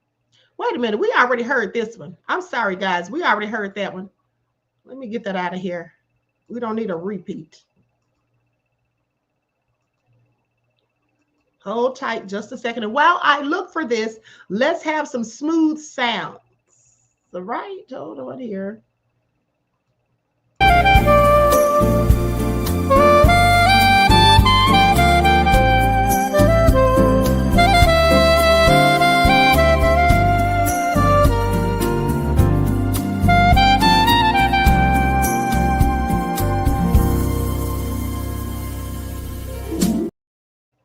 All right, that was quick. I did have the one with the Punisher. I knew I had one from News Nation. I just have a few videos in here for you all to see. I forgot. Okay, here we go.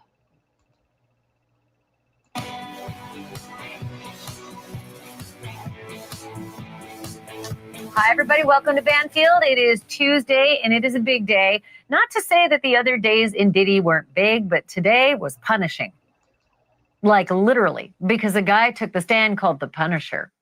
And the Punisher was one of the escorts that Diddy and Cassy allegedly had coming in to do those freak-offs, and not just one, like 8 to 12 of them or so.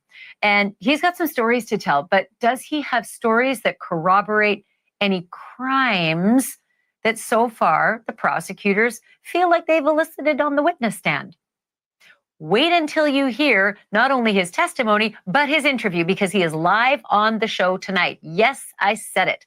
The Punisher is live with me in just a moment, so do not go anywhere. Should be fascinating. Also, another moment of breaking news just in the last couple hours.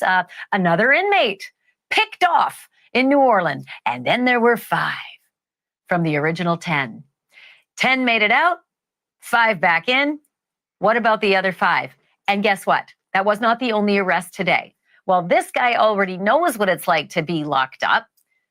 The other arrest today is a guy who could come and go freely from that jail. The maintenance worker who police say helped these 10 escape. But wait until you hear the maintenance worker's story. I want you all to pay attention. Didn't we say this was an inside job? Okay, didn't we call it, guys? Didn't we say this was an inside job? Now this maintenance worker is going straight to jail with these fools.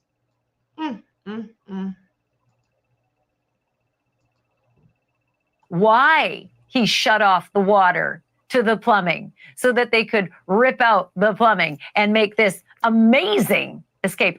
I watch this on repeat. I literally watch this on a wheel because I can't get over the fact that nobody in the building just happened to notice this on the surveillance video that should be playing at all times in front of live eyes. But I digress.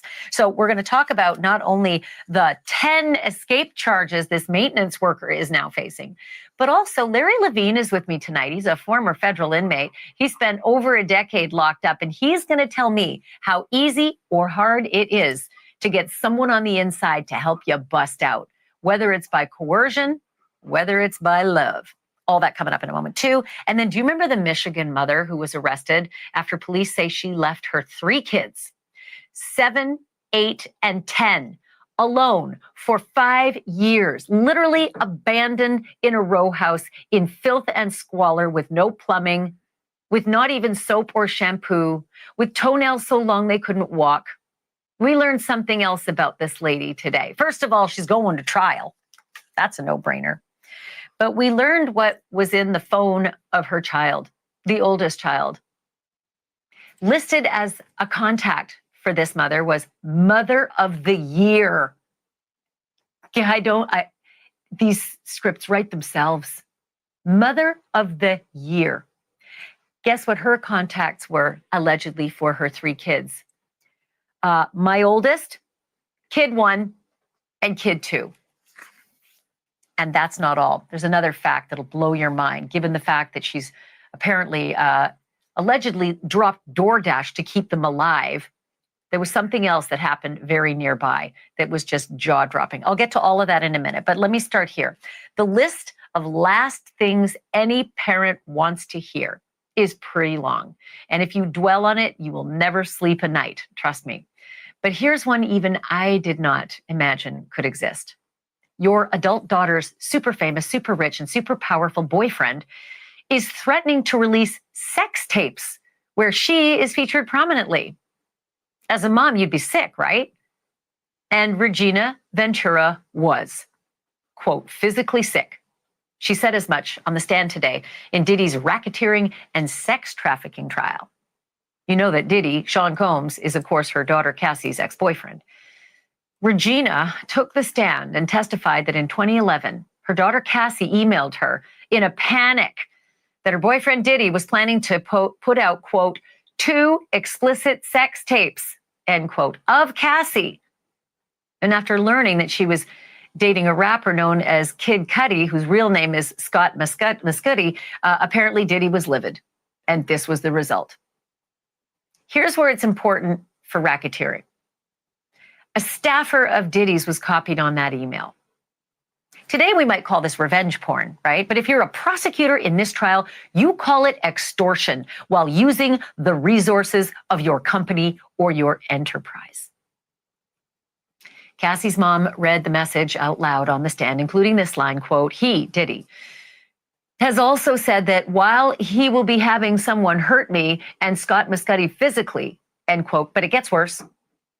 Regina said that this happened all about the same time that Combs reached out to her himself, demanding $20,000, supposedly to, quote, recoup what he'd spent on her daughter.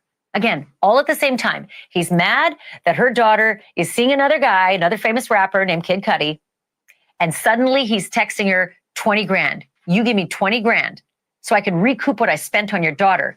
All within a few days of this daughter, Cassy, saying he says he's going to release sex tapes.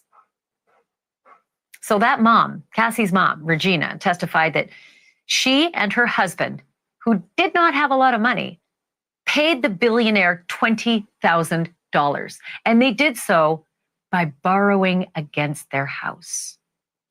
Just let that sink in. She borrows against her house to wire $20,000 to a billionaire.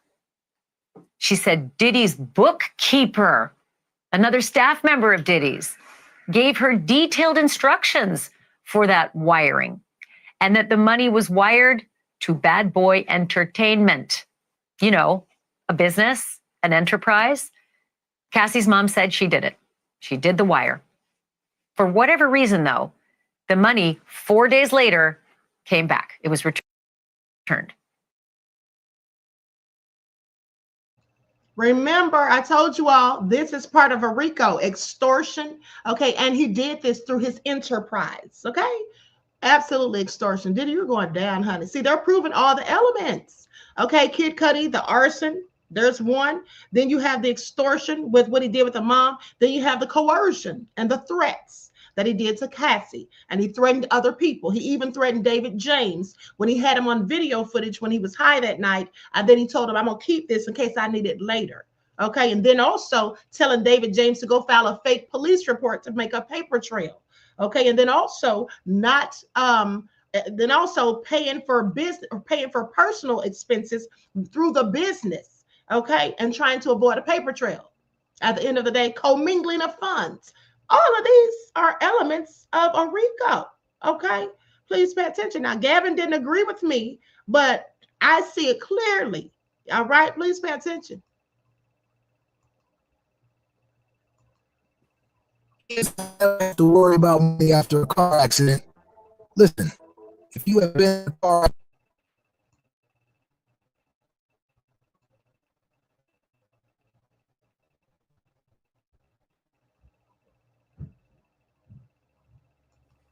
But in the, in the long arm of the law, that probably doesn't matter because it happened. There was demand. A threat was made. You could call that extortion. The money was wired using, public wires. So it was returned later, but it all happened. Executed a wire. Cassy's mom also testified that she took photos of the bruises on her daughter's body, allegedly inflicted by P. Diddy. And if you are waiting to hear what Diddy's deep bench of defense lawyers did to clean up this really bad mess, real damage, by discrediting or disparaging Cassy's mom in federal court, the answer is nothing. They did nothing. When it was time to cross-examine Mrs. Ventura, they passed. So why does Regina Ventura's testimony matter? The word is alleged extortion. Right? For one thing. It also shows that Sean Combs allegedly involved his employees and his corporation, Bad Boy, in his alleged illegal activities. What the feds call predicate acts, the definition of racketeering. All right, now I want you all to pay attention because didn't I tell you all that yesterday? Yeah, didn't I tell y'all that yesterday? See how Gavin didn't agree with me and Gavin's the legal expert? I told y'all at the beginning of the broadcast yesterday morning that it's predicate acts. And you have to have 2 predicate acts for it to be a RICO. And they have to have occurred within 10 years of each other. And they have. They actually have more than 2. Okay, you all ones in the chat if you all remember me telling y'all that. Okay, see, the queen be knowing what she's talking about. All right. Diddy's going down, baby. Diddy is going down, okay? Diddy is going down. Okay? Marie said, yes, you did. You should get into law. You know what you're talking about. Thank you, beloved. Okay, see, I'm saying, I got to tell Gavin about himself because Gavin sat right here last night and said, no, it's not RICO. I'm like, it is RICO. All the elements have been met, okay? All right, shout out to Gavin. But at the end of the day, Gavin, you got it wrong. Okay. All right. So that I've been saying, let's keep listening, honey, because that's exactly what I told you all. That all the elements have already been met. I'm sorry. It's true. Every little thing that they are pointing out. See, this is the thing. They're leaving a trail of breadcrumbs. And see, some people are saying, oh, this is all about S trafficking. This is really domestic violence. And they're not proving S trafficking. Well, here's the thing. The S trafficking's already been proven because transportation across the state lines, okay, for the purposes of prostitution, whether they voluntarily win or not, is still trafficking under the Mann Act, aka the White Slavery Act. So they already got that, and they already got the rest of the elements, and I proved that to you all yesterday. Okay, I'm glad y'all be paying attention. Diddy is through. Okay, he is done. All right, stick a fork in him. All right. Now, while you all are listening to this, I'm multitasking. I'm getting ready to get my links ready for the next broadcast when we come back after lunch. Okay. Next up on the stand, after Cassy's mom stepped down, a man who goes by the name, wait for it, The Punisher. The Punisher is an exotic dancer and former sex worker whose real name is Shakur Hayes. Mr. Hayes told the jury that he got his nickname playing basketball, but his photos, they seem to tell a different story for why he may be using that name today. Ooh, kind of safe for work, almost not safe for work. I wouldn't put it up at work, but that's the Punisher, y'all. Mr. Punisher testified that he was hired by Diddy and Cassy for 8 to 12 different times, things like episodes. And he was meant to create a sexy scene that would last for hours. He said that Diddy called all the shots in these episodes. He didn't call them freak-offs, but he described what we've heard as freak-offs. He never saw any cameras, he said. He didn't see any violence. And he said, although Cassy would sometimes wince or sigh at some of the sex directions that came from Diddy, he said it didn't seem as though Cassy was there against her will. Again, this is a prosecution witness, so that's kind of, it's on the fence there. He does certainly corroborate the freak-offs and what happened in the freak-offs, but that whole business about, to him, he wasn't sure if Cassy was into it or not, but he did hear that she winced and that she sighed as Diddy gave a lot of those directions. The best way to attract high-ticket coaching clients is not to spend all your time and money on social. By the way, the Punisher also said that he never saw Diddy take drugs, never saw that he seemed drunk or high, which is exactly what prosecutors are trying to show, that this was not just an out-of-control, party of an enlisted megastar, but instead was a clear-eyed criminal enterprise. And I mentioned it off the top of the show, so I'm happy now to introduce the man who spent the better part of today on the witness stand. Shakur, the Punisher Hayes, joins me now live. Mr. Hayes, it's really good of you to be here. Thank you so much for doing this. I can imagine you've had a hell of a day. Definitely a challenging day today. So tell me a little bit about it. Like, how was it? How'd you feel up there? Like, give me a summary and a description of what that day was like for you. Well, it's very nerve-wracking. There's nothing you can do to really prepare yourself for that type of environment. Very tense scenario, very serious atmosphere, and I just kept a mind frame of from the time I've been contacted by investigators. It's just give my version of the truth, what I can remember to the best of my ability, and that's what I tried to do today. So I know that you talked about this on the stand, but I want to just sort of flesh it out with you a little, because we get court sketches. There's no cameras in court, so it's really good to have you in person. When you say that it was clear that Diddy was directing the sex scenes and the sex acts, because as you described, it started off as just a sexy scene, but it progressed into actual sex over the course of the freak-offs. What kind of direction did you get the sense? Like aggressive, mean, demanding, or just, hey, this is kinky, let's do this? Not even as I described in the text. They were very subtle. Mr. Combs was always basically across the room, and it would be in a low tone, and it would just be suggestive. It was nothing aggressive, nothing that would create some sort of scenario that this was like unnatural between them. Obviously, a sexual scenario with a couple is not the norm, but it's something that I had heard about before, and there's some couples that get into this. And in hindsight, if there were no accusations, I would have saw it as completely natural. Can you repeat that? You would have seen it as what? If there was no accusations, like in hindsight, all this stuff is in hindsight. Like in the moment, I didn't see it as anything but a couple doing something risque, and Cassy as a partner trying to create a fantasy for who I believed was her husband, and for the majority of this. So at one point in your testimony, I think you mentioned, and I was just reading transcript because, of course, there's no cameras. You mentioned that Sean Combs was slightly aggressive in his tone and that Cassy would sigh or wince at some of his direction. Can you explain that a little bit more? Yeah, I understand that you're getting it in parts. It was quite a long testimony. When the sighing and the wincing was associated with some of the direction was very specific, and it could be one after the other in terms of move the camera to the left, move it a little more, move it a little more, and now move your body a little more, stuff like that. And it was kind of unnatural for a scenario where you're trying to create a sexual situation. So my understanding or my interpretation of it in the moment was frustration with the repeated directions. So it felt to you when you were there like it was frustration, but it did not feel to you when you were there like she did not want to be in the situation she was in with you? It did not. The other question I have for you is, I think I read that this began in was it right, 2012, that the first time you were hired? That's correct.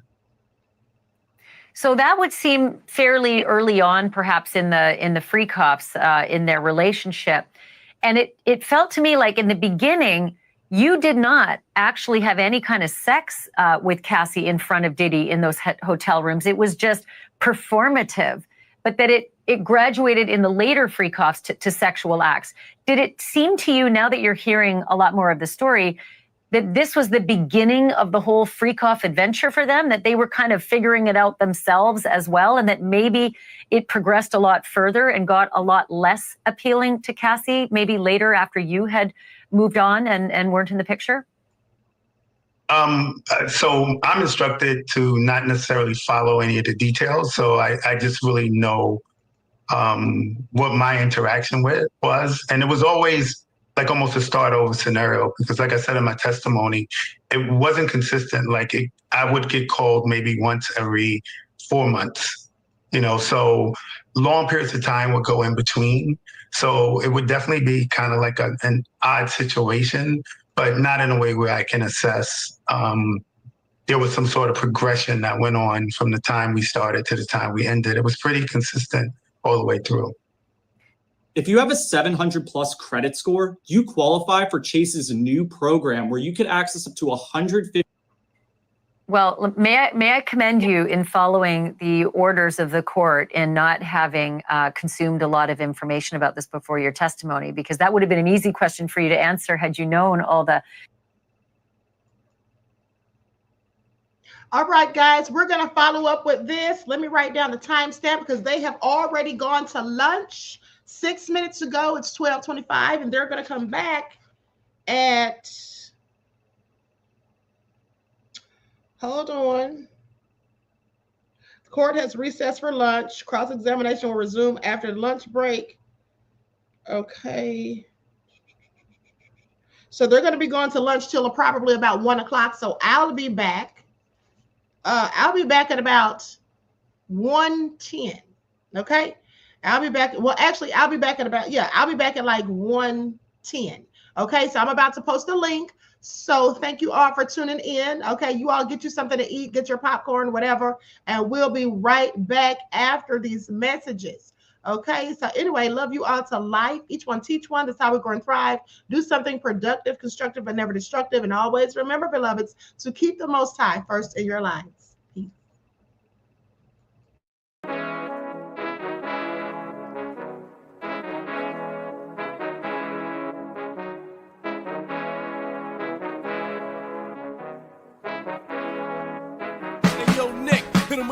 Gold all in my skin, God all in my blood, kings all in my circle. You touch one of mine and you're done. They show no love for the queen.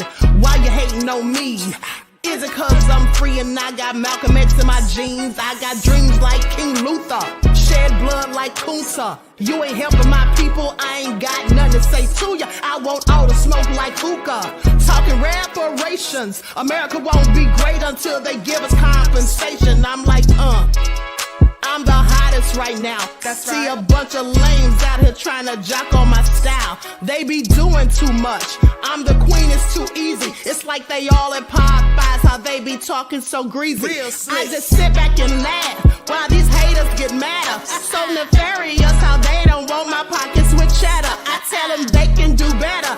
These snakes in the grass can leave a bite on your ass, cause y'all be trusting too fast. I got my foot on the gas, other one on they necks. Dropping receipts on haters, you better show some respect. I'm never facing regrets, we only facing the threats. Running through every challenge like a relay, break no sweat. It's a cold game, so I got that blanket with me. Now that my people awaken, ain't no going to sleep. I do not play by my piece, this time I'm playing for keeps. You talking slick, but when I see you like them ends, we gon' meet. And I got gold all in my skin, God all in my blood, kings all in my circle. You touch one of mine and you done. They show no love for the queen, why they hating on me? Is it cause I'm free and I got Malcolm X in my jeans and I got gold all in my skin, God all in my blood, kings all in my circle. You touch one of mine and you done. They show no love for the queen, why they hating on me? Is it cause I'm free and I got Malcolm X in my jeans and I got